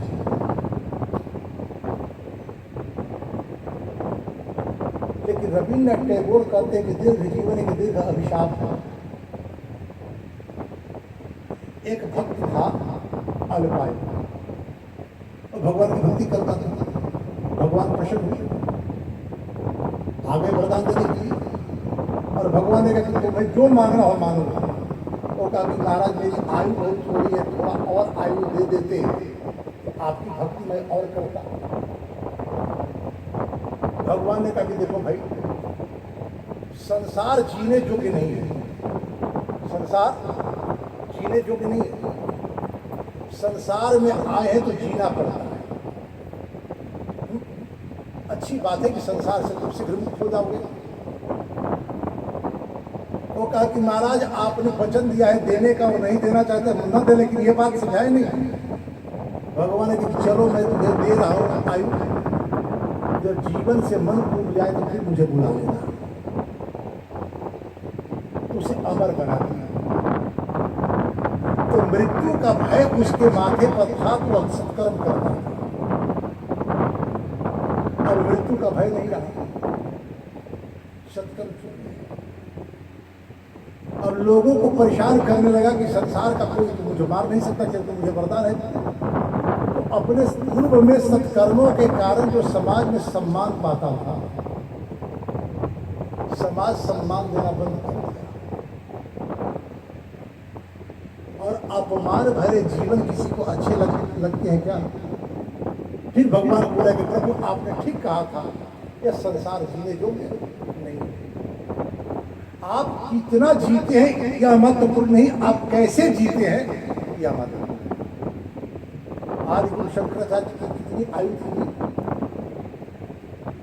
28 वर्ष या 32 वर्ष इस संसार में रहते हैं। विवेकानंद जी की भी आयु इतनी ही थी। क्या वे मर गए हैं क्या? कीर्ति जस स जीवती, जी अब कीर्तिमान है वही तो जीवित है। और देवताओं को लौटा दिया सुखदेव जी ने कि अभाव आपको कथामृत नहीं मिलेगी। फिर आगे शुक जी ने पूछा लोक विग्रह मुक्तस्य नारद से स्थिर से जाओ। शुक जी कहे कि नारद जी ने भी यह कथा सुनाई भक्ति को, तो सौनक आदि ऋषियों को लगा कि पूर्ण रूप से अपरिग्रहित थे, संबंध और साधन का संग्रह नहीं करते। फिर वे कथा कैसे सुनाई? कहीं ठहरते थे किसी गृहस्थ के यहाँ, कितना देर रात दी, तो एक गाय को दुहने में जितना समय लगता उतना ही ठहरते। और 7 दिन की कथा भागवत कैसे ठहरे, कैसे सुना? तो सूत जी ने कथा कहना आरंभ किया। नारद जी और शनकादि ऋषियों के संवाद के माध्यम से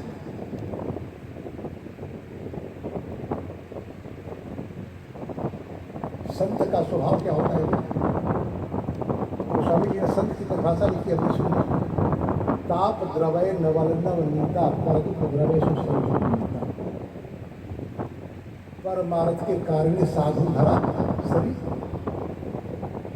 जिसका जीवन परमार्थ के लिए हो वही समझ। कितने लोग हैं? अतल बीतल सुतल तलातल आदि 7 लोग हैं, और 7 लोगों में सबसे सुंदर लोग क्या है? मृत्यु लोग। क्योंकि यहाँ मृत्यु का भय होता है, जिसके कारण लोग सत्कर्म करते हैं। बड़े भाग मानुस्तर पावा, सुर दुर्लभ सद ग्रंथ ही गावा। नारद जी तो वैकुंठ में रहते थे, लेकिन वहां सत्संग नहीं मिलता था, और वैकुंठ उन्हें प्राप्त हुआ था सत्संग के ही प्रभाव से। तात स्वर्ग अपवर्ग सुखा धैर्य तुला एक अंग, तूल रताई सकल मिली जो सुख लव सत्संग। स्वर्ग और अपवर्ग, अपवर्ग का अर्थ होता है मोक्ष। मोक्ष का अर्थ होता है कि जीवन और मृत्यु से जो परे चला जाए उसे मोक्ष का। लेकिन कथा आगे मिलेगी कि मोक्ष प्राप्त हुआ जय और विजय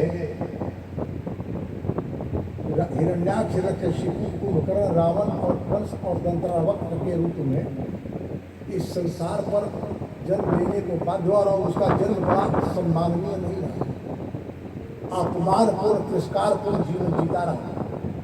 भले ही भय के कारण सामने कोई नहीं बोले, लेकिन पीछे में सभी लोग उससे मुक्ति की कामना करते थे। तो नारद जी के मन में फिर एक बार जिज्ञासा हुई इस धराधाम पर आने की, कि यही धराधाम पर सत्संग का लाभ उन्हें मिला था और बैकुंठ प्राप्त हुआ था। लेकिन नजारा कुछ बदला बदला। तीर्थों में गए। तीर्थ का अर्थ क्या होता है? कभी भगवान विष्णु के मंदिर में आप जाएंगे, आपको प्रसाद मिल जाए। भगवान के चरण का धोवन, भगवान को स्नान कराया गया जल, शालिग्राम का स्नान कराया गया जल, वो तीर्थ। तो भगवान की जो लीला स्थली है, जहाँ पुण्य शलीला नदियां बहती हैं, उसे तीर्थ कहते हैं। तो अनेक तीर्थों में गए, लेकिन तीर्थों की स्थिति अब वह नहीं रही जैसी होनी चाहिए। क्यों भाई? तो तीर्थों में यवनों ने साम्राज्य जमा लिया। तीर्थ में आश्रम होते थे, अब तो तीर्थों में पेइंग गेस्ट हाउस होने लगे। नहीं, पहले तीर्थों में आप गए हैं, आपके पास साधन है या नहीं, आपको तीर्थ में रहने से कोई दिक्कत नहीं। साधन नहीं है, सेवा दे देते। एक जगह एक महात्मा जी जब का आयोजन किए थे, दो व्यक्ति बेचारे रो रहे थे। एक हट्टा कट्टा था लेकिन बड़ा गरीब था, एक धनी था लेकिन बड़ा दुबला था। दोनों की अपनी अपनी समस्या थी। जो दुबला था उस कह रहा था कि आपके जैसा मैं हट्टा कट्टा होता तो इस जग में खूब सेवा श्रमदान देता। और जो दुबला हट्टा कट्टा था वो कहा कि आपके जैसे मेरे पास भी समृद्धि होती तो जग संचालन के लिए मैं खूब सारा धन देता। लेकिन दुबला वाला धन नहीं दे रहा है और मोटे वाला श्रमदान नहीं दे रहा है। तो इसकी अपेक्षा है श्रमदान देने की और इसकी इच्छा है धन देने की।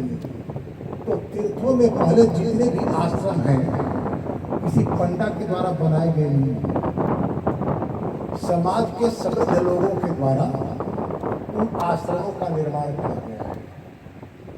और वहाँ जो आर्थिक विपन्न लोग जाते हैं तो उस आश्रम में सेवा करते, झाड़ू लगा देते हैं, लकड़ी चीर देते, आदि करते थे। अब वो बात नहीं रही।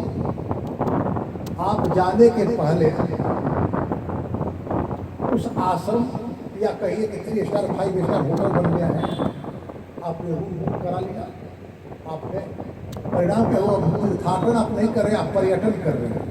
नहीं, तो नारद जी गए थे तीर्थाटन को और होने लगा पर्यटन। बेचारे बड़े घूमते घूमते आ गए वृंदावन। ये बात अपनी पीड़ा बता रहे हैं। उनकी पीड़ा क्या है? नारद जी बेचारे बड़े दुखी थे और दौड़े हुए तेज गति से जा रहे थे। विशाला नाम के नगरी में 4 ऋषि शनक, सनंदन, शरद और शरद कुमार सत्संग के लिए एकत्र थे। नारद जी को लोगों ने देखा, इन चारों ऋषियों ने कहा कि नारद जी, आप जैसा अपरिग्रही व्यक्ति इतना खिन्न है, मुझे आश्चर्य होगा। क्योंकि महाराज क्या करें, राजा दुखी, प्रजा दुखी, साधु के दुखी। संसार में यदि आप आए हैं तो दुख से तो आपका सामना होगा। कोई अपने दुख से दुखी है, कोई दूसरे के दुख से दुखी है। तो संत स्वभाव के जो लोग होते हैं वो दूसरे के दुख से व्यतीत करते हैं और उसका निराकरण करने के लिए प्रयत्न करते हैं। तो अपने दुख का कारण ये बतलाती होती है कि जब सारे तीर्थों में मैं घूमा, ये शांति नहीं मिली तो वृंदावन गया। मैं जा ही रहा था कि एक युवती खड़ा होकर के कही, भो भो साधु क्षण तिष्ठ मत चिंता अपिनाशय दर्शनम तव लोकस्य सर्वथा घारम परम। हे साधु, क्षण भर आप तारे, आपके दर्शन से बड़े से बड़े पाप भी शांत हो जाते। तो क्या भक्ति देवी के जीवन में पाप था क्या? ऐसी बात कर रही है। निश्चित रूप से कलयुग के पहले केवल और केवल दो पिता के पुत्र मरे हैं। एक रामावतार में कथा है, एक कृष्णावतार में कथा है। रामावतार में एक ब्राह्मण का पुत्र मरा, वो आकर के राजा को चुनौती दिया राम को, राम आपकी शासन व्यवस्था में पाप पल रहा है, क्योंकि राजा के द्वारा किया गया पाप प्रजा को भोगना पड़ता है, पुत्र शोक झेलना पड़ता है। आप कहेंगे कि महाराज जो दस करे सो दस फल चाखा, मानस को कहते हैं, लेकिन मानस यही बात करते हैं। दर्शक जी रो रहे हैं, वो करे अपराध कोई पाए फल भोग, मनुष्य एक सामाजिक प्राणी और सामाजिक प्राणी होने के नाते आपका कर्तव्य होता है कि समाज में सदाचार की अक्षुण्णता रहे, सदाचार की स्थापना हो। यदि आप व्यक्तिवादी चिंतन से युक्त हो जाएंगे, आप कमाते हैं तो कहेंगे कि मेरे कमाई पर केवल मेरा अधिकार है, तो आप समाज में सदाचार की स्थापना नहीं कर सकते, क्योंकि आपके कमाई में केवल आपका अधिकार नहीं है। सूक्ष्मता पूर्वक आप विचार करें तो जब आपका जन्म हुआ, आपके पिता जी आपको पढ़ा रहे थे, उसी समय कोई व्यक्ति आपके पिता पर 302 का मुकदमा दायर कर देता, तो आपके पिता आपको पढ़ा पाते क्या? अपना प्राण बचाते कचहरी दौड़ने के आपको पढ़ाते। यदि समाज का कोई व्यक्ति आपके पिता पर किसी प्रकार का अभियोग मिथ्या ही सही नहीं लगाया, शांतिपूर्वक कमाने और अपने परिवार के दायित्व का पालन करने का अवसर दिया, तो यह आपके पिता और आपके निर्माण में समाज का एक सामाजिक सहयोग परोक्ष रूप से नहीं है क्या? तो उसका मूल्य आप नहीं चुकाएंगे। लेकिन आज क्या लोग ऐसे दायित्व का निर्वाह कर रहे हैं? अपवाद छोड़ दिए जाते हैं।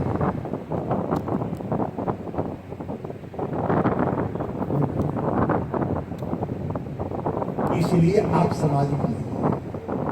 यदि ऐसा दायित्व आप निर्वाह नहीं करते तो आप सामाजिक नहीं है। और सामाजिक जो नहीं होता उसे क्या कहते हैं? असामाजिक। तो असामाजिक व्यक्ति समाज में सम्मान पाएगा या तिरस्कार पाएगा? तो वो करे अपराध को पावे फल। भारत दर्शन कहते कि मैंने अपराध किया कि कैकेयी से प्रेम किया, कैकेयी को वरदान दिया और राम को बन जाना पड़ता है। तो आप अपने जीवन के छोटे छोटे बातों को सूक्ष्मता पूर्वक विचार करेंगे तो स्वाभाविक रूप से आपके धन में तरलता आ जाएगी। नहीं, और जब धन में तरलता आएगी तो वह धन आपके भीतर अब संस्कृति को अवसर नहीं देगी तो नकने का, और आप समझ सकते हैं। तो नारद जी ने कहा कि वह कही, भोगो साधो क्षण तिष्ठवत् चिंताम अपि नाशय दर्शनम तव लोकस्य सर्वथा घरम। ये साधु क्षण भर के लिए ठहरो, आपका दर्शन बड़े से बड़े पाप का शमन करेगा। मैंने पूछा कि देवी आप कौन? वो कहे कि मेरा नाम भक्ति है। और उस भक्ति के पास दो मुमुक्ष बालक पड़े हुए, मुमुक्ष का अर्थ मरने वाले। तो कौन मरने वाला नहीं? सभी मुमुक्ष।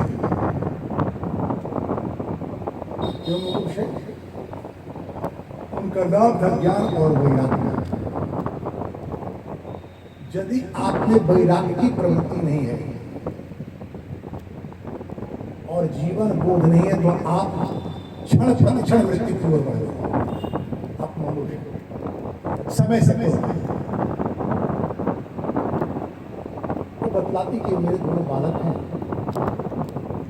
हमारा जन्म द्रव्य देश में हुआ, दक्षिण भारत क्या वैष्णव परंपरा है, तमिलनाडु में। कर्नाटक में मेरा सम्मान हुआ, महाराष्ट्र में भी सम्मान हुआ। गुजरात में जब मैं आई तो मैं बूढ़ी हो गई समय से। गुजरात वाले जो होते हैं ना, वो धर्म का भी व्यापार ही करते हैं, धार्मिक नहीं होते, धर्म का व्यापार करते हैं। इसीलिए भगवान श्री कृष्ण संसार की व्यवस्था को व्यवस्थित करने के लिए उत्तर प्रदेश के मथुरा को छोड़कर गुजरात में द्वारिका चले गए, क्योंकि जिस माध्यम से वे व्यवस्था परिवर्तन करने वाले थे, एक भी कार्य को धर्म नहीं कहा जा सकता। आगे इसकी व्याख्या करेंगे कि भगवान ने जो भी कार्य किया उस कार्य को धर्म के रूप में स्वीकार नहीं किया, फिर भी भगवान श्री कृष्ण ने धर्म की स्थापना करी। विषस्य विषमौषधम,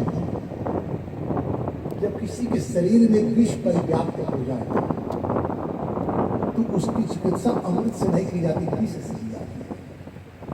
तो जब समाज अधर्म में आकंठ टूट गया तो उसे धर्म के द्वारा धर्म के मार्ग पर नहीं लाया जा सकता।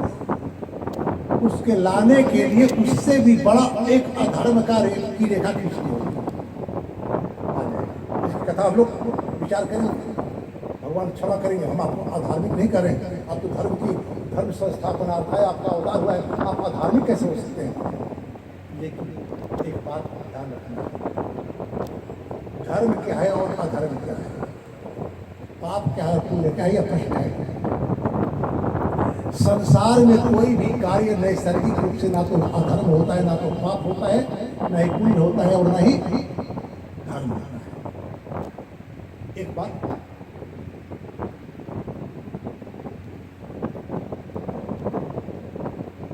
महाभारत में एक बात है, महाभारत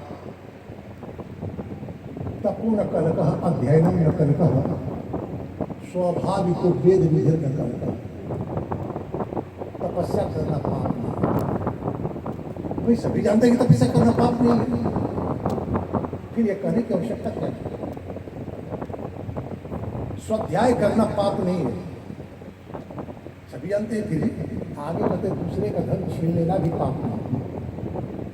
वेद जिस कार्य को करने को कहता है उस कार्य को करना पाप नहीं है।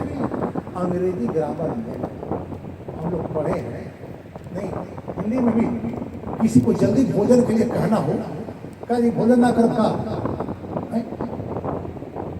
इस नाम में हाथ फलित होता है,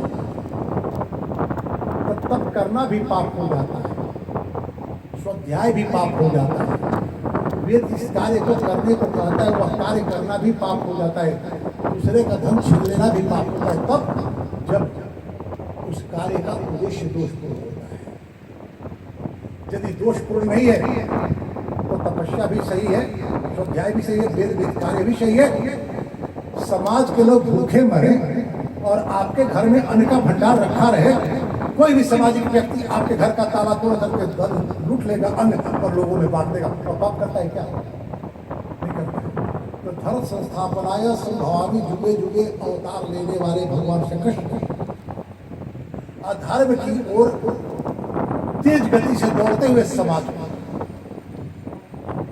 धर्म की ओर लाने में सफल तो नहीं हुआ, लेकिन जो अधार्मिक व्यक्ति थे उन्होंने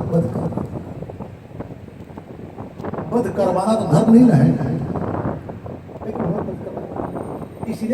इसीलिए गुजरात चला कि गुजरात वाले जो होते हैं धर्म का भी व्यापार करते हैं, तो बड़े अधार्मिक होते हैं, धर्म का स्वाग धारण करते हैं।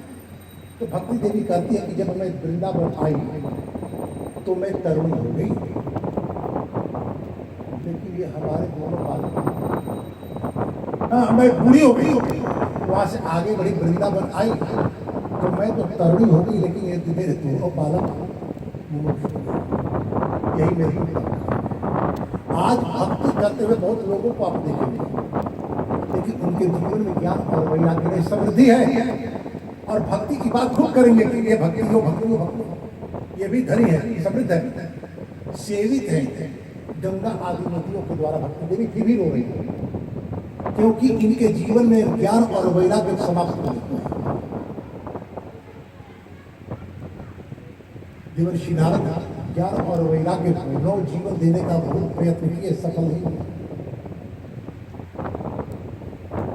इसी उपाय को ढूंढने के लिए कह कि मैं घूम रहा हूं, बड़े भाग से आपको मिला। सरकारी ऋषियों ने कहा कि यह तो मार्ग आप जानते हैं, तो व्यास जी एक बार दुखी थे तो उनके दुख दूर करने के लिए जो आपने मार्ग बताया था यही मार्ग है। आकाशवाणी हुई थी देवर्षि नारद को, धर्म करो, सत्कर्म करो। अब ढूंढ रहे थे कि भाई सत्कर्म क्या है, तो सरकारी ऋषियों ने कहा कि श्रीमद् भागवत महापुराण का वाचन सुनाओ, कथा सुनाओ। बहुत से लोग कहते हैं कि महाराज जी पारायण से मतलब है, कथा से मतलब नहीं। पारायण कर देंगे, कथा समझ नहीं आएगी। जितना महत्व पारायण का है उतना ही महत्व कथा की है। भक्ति देवी के जीवन में ज्ञान और वैराग्य का तारुण्य आता है, उनका जीवन सुखी हो जाता है। आगे कथा आती है, संक्षेप में कहते 2 मिनट। गोकर्णोपाख्यान कथा है गुणकारी का, लेकिन नाम है गोकर्णोपाख्यान। क्यों? एक बात ध्यान रखिए, आप अपने जीवन का आरंभ जहां से करते हैं, संपूर्ण जीवन आप वहीं रहते हैं, चाहे आप जितना विकास करें।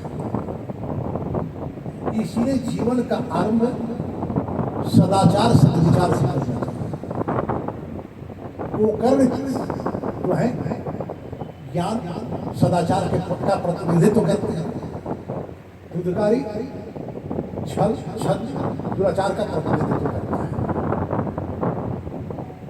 दुर्गारी के पिता है, नाम है आत्मदेव। आत्मदेव का अर्थ होता है जो अपने भीतर देव दर्शन करता है। रहते हैं तुंग भद्रा नदी के तट पर। भद्र का अर्थ होता है कल्याण, तुंग का अर्थ होता है ऊंचा। नदियों में तरंग होते हैं, नदियां तरंगित होती है ना, तो तरंग ऊंचा जाता है, और वह तरंग है कैसा? कल्याणकारी। ऐसे स्थान पर रहने वाले आत्मदेव दुखी। क्यों भाई? तो उनके द्वारा दिया गया हम पितर देवता नहीं लेते, कभी पितर नहीं लेते, और उनके द्वारा दिया गया आतिथ्य अतिथि नहीं स्वीकार करते, क्योंकि उन्हें कोई पुत्र नहीं है। पुत्र के लिए सर्वविध प्रयत्न करने के बाद असफल होते हैं, जीवन से निराश होकर के मृत्यु के लिए परित्याग करते हैं। कि रास्ते में एक सन्यासी से भेंट होती है। सन्यासी सब व्यथा कहते हैं। सन्यासी कहता है कि 7 जन्म तक आपके जीवन में पुत्र का सुख नहीं मिला है। वो कहते हैं कि यदि आप मेरे 7 जन्मों की बात जानते हैं तो इस जन्म की समस्या का समाधान करें, नहीं तो मरने के दूर नहीं जाऊंगा, आपके सामने मैं मर जाऊंगा। सन्यासी एक फल देता है, आकर के अपनी पत्नी को फल देते हैं, पत्नी फल नहीं खाती। क्यों भाई? गर्भ धारण करने से शरीर में विकृति आती है। कभी कभी तो गर्भ अवस्था और प्रसव के समय में स्त्रियों को जीवन से घात होना पड़ता है। एक माता यदि ऑपरेशन से बच्चा नहीं हो रहा है, तब की बात नहीं कर रहा हूँ, आजकल तो बड़ा आसान हो गया है, ऑपरेशन कर देता है। स्त्रियाँ भी चाहती है कि ऑपरेशन हो जाए, क्योंकि ऑपरेशन होने से उनके अंगों में किसी प्रकार का परिवर्तन नहीं। 100 बार जितना हार्ट अटैक की पीड़ा होती है, हृदयाघात से जितनी पीड़ा होती है, उसके 100 गुना पीड़ा माताएं बच्चा जन्म देते समय होती है। भला ऐसे माता से कोई उरीन हो सकता है? आकर के कहते हैं अपनी पत्नी दुनिया से गिरो, हमारे भी सौभाग्य लौट आए, इस फल को खा लो, संतति होगी। तो बेचारी दुखी है, यदि मैं गर्भवती हो गई तो मेरा रूप बिगड़ जाएगा, मेरे जीवन पर संकट आएगा, ये सोच के ये नहीं खा रही। उसकी बहन आती है, उसे हर वर्ष बच्चा होता है और बढ़ जाता है। वो आती है कहती है देखो मुझे बच्चा होने वाला है, मुझे बच्चा तुमको दे दूंगी, बदले में तुमको पैसा मुझे दे देना। लेकिन एक काम करो, अपने पति के सामने छल करो, नाटक करो गर्भवती होने का। जो स्त्री अपने पति के साथ अभिनय पूर्वक जीवन जीती है, उसके गर्भ से दुधिकारी जैसा ही बालक जन्म लेता है। दूसरा, और जो माँ अपने गर्भ का व्यापार करती है, उस गर्भ में पलने वाला शिशु कैसा हो सकता है कि दुधिकारी का जन्म होता है, दुधिकारी आ जाता है, आज लोगों को पता लगता है कि उन्हें पुत्र हुआ है, उनकी पत्नी को बड़े मनोयोग से आयोजित करते हैं, नामकरण संस्कार की बात आती है। नाम रखने समय विचार करना चाहिए। आजकल उसका कुछ लोग नाम रख देते हैं, संतु मंतु बिल्कुल नाम का कितना बड़ा महत्व है, आगे आजामिल पक्षान नहीं होगा। कहते कि वाह साहब, गर्भ धारण करूं मैं, प्रसव की पीड़ा सहूं मैं, और इस बच्चे को रात को पालूं मैं, और नाम आप रखिएगा। नाम मेरे नाम से मिलता जुलता होगा, और उसका नाम था धुंधली। धुंधली का अर्थ होता है कुहासा। कुहारा जब छाया होता है, दिन में भी रात जैसा लगता है, तो जिसके चेतना पर कुहारा छाया हो उसी का नाम है धुंधली। लेकिन वो अपने बहन के कहने पर उस सन्यासी के फल की परीक्षा लेने के लिए एक बछड़ी को खिला दिया गया। सब एक साथ से भी बच्चा हुआ, सारी आकृति मनुष्य की, दो कान गाय जैसा। तो उनका नाम रख दिया महात्मा आत्मदेव ने गोकर्ण। गोकर्ण का एक और अर्थ होता है, गो का अर्थ होता है इंद्रिय। जिसकी सबसे सशक्त इंद्रिय कर्ण ही हो, अर्थात जो स्तुतधर हो, सुन करके याद कर ले, उसको भी गोकर्ण। तो दोनों की प्रकृति अलग है। सन्यासी ने समझाया था कि पुत्र से सुख नहीं होता। नहीं, संसार में तीन तरह के लोग होते हैं। उत्तम पुरुष जो होते हैं, दूसरों के जीवन में घटने वाली घटनाओं से शिक्षा ले लेते हैं। मध्यम स्तर के लोग वे होते हैं जब उनके जीवन में घटना घटती है तो उन्हें बोध हो जाता है। और धृतराष्ट्र जैसे कुछ ऐसे लोग भी होते हैं कि जीवन में सारी घटना घटने के बाद भी वो छोड़ते हैं। तो सन्यासी ने कहा था संन्यास लेने की बात आत्मदेव जी ने नहीं मानी, लेकिन धुंधकारी के अनाचार पूर्ण व्यवहार से खिन्न हुई, संसार से वैराग्य होने लगा। देखिए, जब तक भीतर से वैराग्य न हो, घर छोड़ने की आवश्यकता नहीं तो आप जाएंगे घर छोड़ करके आश्रम को भी दूषित करते हैं। आजकल बहुत ऐसे साधु हैं जो गृहस्थ से भी अधिक परिग्रही हैं।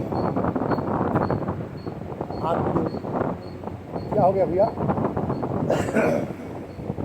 अपने पुत्र गोकर्ण के पास आए और कहेंगे भैया मुझे बोध हो गया, अब संसार रहने योग्य नहीं है, मुझे समझ में आ गया। मैंने कहा कहाँ? अब बात समझ में आई तो काम कीजिए, आप घर छोड़ दीजिए, संबंध के प्रति मोह छोड़ दीजिए, सारे धर्मों का परित्याग करके, लोक धर्म छोड़ करके, धर्मम भजस्व सततम त्यज लोक धर्म, लोक दायित्व का बोध स्मरण छोड़ दे और धर्म का पालन करें। धर्म क्या है भाई? भगवान के लीला का गान और भागवतों की सम्मति। आप चलेगा इधर धुंधली जो है कुएं में कूद करके प्राण देती अपने पुत्र के कारण, और परम स्वतंत्र सिरपर को अब धुंधकारी जो है एक नहीं पांच पत्नी को रखा। आजकल कन्या के पिता अपनी पुत्री का विवाह करते समय जिस लड़के से विवाह करते हैं उसमें कैसी पात्रता का चुनाव करते हैं, कितना कमाता है। नहीं आया कल भी हमें लोग कन्या भी क्रेता हो जाएंगे। तो कन्या का पिता तो दहेज देता है, तो लड़के वाला लड़का बेचता है या लड़की वाला लड़की बेचता है? नहीं महाराज, लड़की वाला बेचता है अपनी लड़की। एक बार वो दहेज देता है और उस जिस लड़के से विवाह करता है उसके जीवन भर के कमाई पर उसके पुत्री का अधिकार हो जाता है। तो तो सुखतापूर्वक विचार कर, तो भागवत का सिद्धांत है कि कलयुग के लोग अपनी कन्या का विक्रय करेंगे। पति के भीतर की संभावना नहीं, परिणाम देखते हैं कि कितना कमाता है। महर्षि शांडिल्य लिखते हैं कि जहां वैवाहिक संबंध स्थापित करते समय चरित्र के बदले समृद्धि को ही निकष माना जाए, आधार माना जाए, वो विवाह नहीं है। पैसा के बल पर प्रेम देना और लेना क्या है? जी, व्यापार है। ऐसा प्रेम का होता है पुण्य वधुएं करती है। पुण्य वधु समझते हैं किसे कहते हैं? विश्वास। तो 5-5 वेश्याओं को लाकर अपने घर रखा। भाई उसे प्रेम चाहिए तो उसे खुश रखना होगा, जो मांगेगी देना होगा। बेचारे को चोरी करनी पड़ी। जैसे कि आज के नौकरी पेशा लोग वेतन से पत्नी की मांग पूरी नहीं होती तो घूसखोरी करना शुरू कर देते हैं। घूस कमा करके अपनी पत्नी को सुख देने वाले पति की जब मृत्यु होती है तो पत्नी होती नहीं।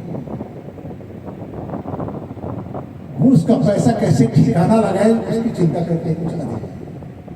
उन 5 वेश्याओं ने विचार किया कि चोरी करता है, बात राजा को ज्ञात होगी तो पकड़ा जाएगा, धन भी जाएगा। तो एक काम किया जाए, धन को बचा लीजिए, इसको समाप्त कर दिया जाए। सोए हुए अवस्था में खाट से बांधकर जलती हुई लकड़ी से मार गोकर्ण जी तीर्थाटन गए थे पिता के जाने के बाद। जननी जन्मभूमि स्वर्गादपि गरीयसी। लेकिन आज तो मंथरा की संस्कृति है, जो प्रतिपाले सोई नरेशु जहां बसंत सुंदर देश। लोग जाते हैं तो अपने गांव को भूल जाते हैं, पत्नी आते हैं अपनी माता को भूल जाते हैं।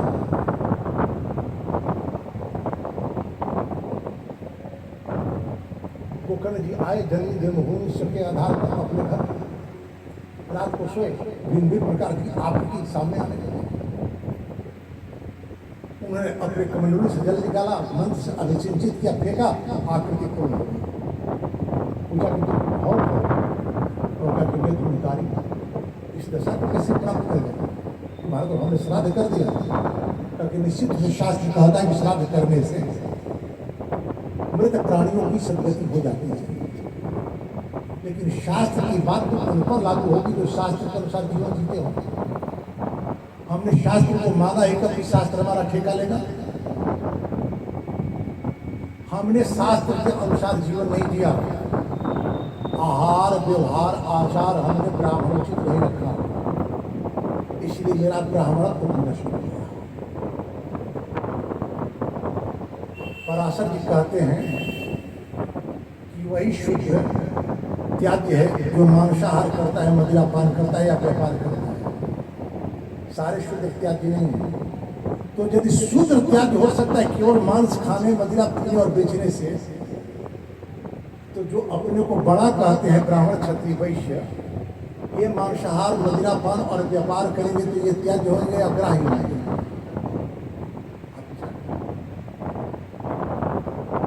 तो यदि आपको अपने जीवन के बीच लोकजस प्राप्त करना है और जीवन के बाद आपको कीर्तिमंत होना है, सदगति को प्राप्त करना है, तो आपको शास्त्रानुसार जीवन जीना होगा। शास्त्रानुसार जीवन जीने से जीवन की अधोगति नहीं होगी। तो कहा गोकर्ण जी ने कि तो हम क्या करें? श्राद्ध से तुम्हारा नहीं कल्याण हुआ तो क्या कर सकते हैं? तो कहा कि मेरा कल्याण करो, कैसे होगा ये समस्या तुम्हारी है। तो भगवान सूर्य की आराधना करी उन्होंने। भगवान सूर्य ने कहा कि भागवत की कथा करो। भागवत की कथा सुनाया गया, पास के खंभे में बैठ करके सुना। 7 दिन में एक प्रतिदिन की एक वो फटा और 7वें दिन धुतकारी दिव्य रूप में आया। विष्णु लोक से पार्षद आए, लेकर जाने लगे। गोकर्ण जी ने रोक दिया कि कथा केवल धुतकारी नहीं सुनी है, सारे लोगों ने कथा सुनी है, तो ये बैकुंठ केवल धुतकारी ही क्यों?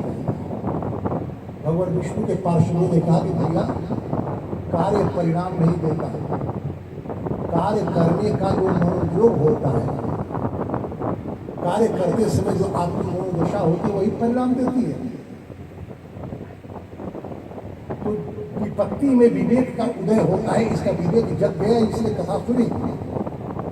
कथा समझने के लिए व्यथा को समझना होगा, कथा को समझने के लिए व्यथा समझनी होगी। आज समाज में शायद ही कोई है जो व्यथित नहीं है, लेकिन उसकी व्यथा का कारण क्या है पता नहीं है। आज सबसे बड़ी व्यथा क्या है समाज की? सभी प्रवृत्त है। समाज की सबसे बड़ी व्यथा क्या है? करौ संघे बलम, और सबसे बड़ा संघ है परिवार की संयुक्तता, और परिवार की संयुक्तता टूट रही है। कभी मैंने विचार किया इस व्यथा पर? परिवार की संयुक्तता बचे कैसे? राम को राज्याभिषेक करने की घोषणा की थी महाराज दशरथ ने। राम खड़ा हो सकते थे, कह सकते थे नहीं साहब आपने घोषणा की मेरा राज्याभिषेक होना चाहिए। इधर कैकेयी मान किए हुए थे कि आपने वरदान दिया है, वरदान के बदले वो राम को बल भेजना होगा। जब आप अपने स्वत्व के लिए लड़ने के लिए तैयार हो जाएंगे तब तो बात नहीं बनेगी। और कोई पति लड़ना नहीं चाहता अपने भाई से, लड़ाती है पति, इसमें दो राय संदेह नहीं है। पत्नियां ही कहती है कि ये आपकी कमाई है, भाई पर क्यों खर्च करेंगे। पहले की ऐसी पत्नियां नहीं होती कि पहले की पत्नियां अपने देवर को अपना पुत्र मानती थी, अपने जेठ को अपना पिता मानती थी। यह परिवर्तन क्यों हुआ, इसकी चर्चा कल इसी सत्वाणी को विराम। एक बार भगवान का नाम और मंत्र आरती। श्री कृष्ण गोविंद हरे।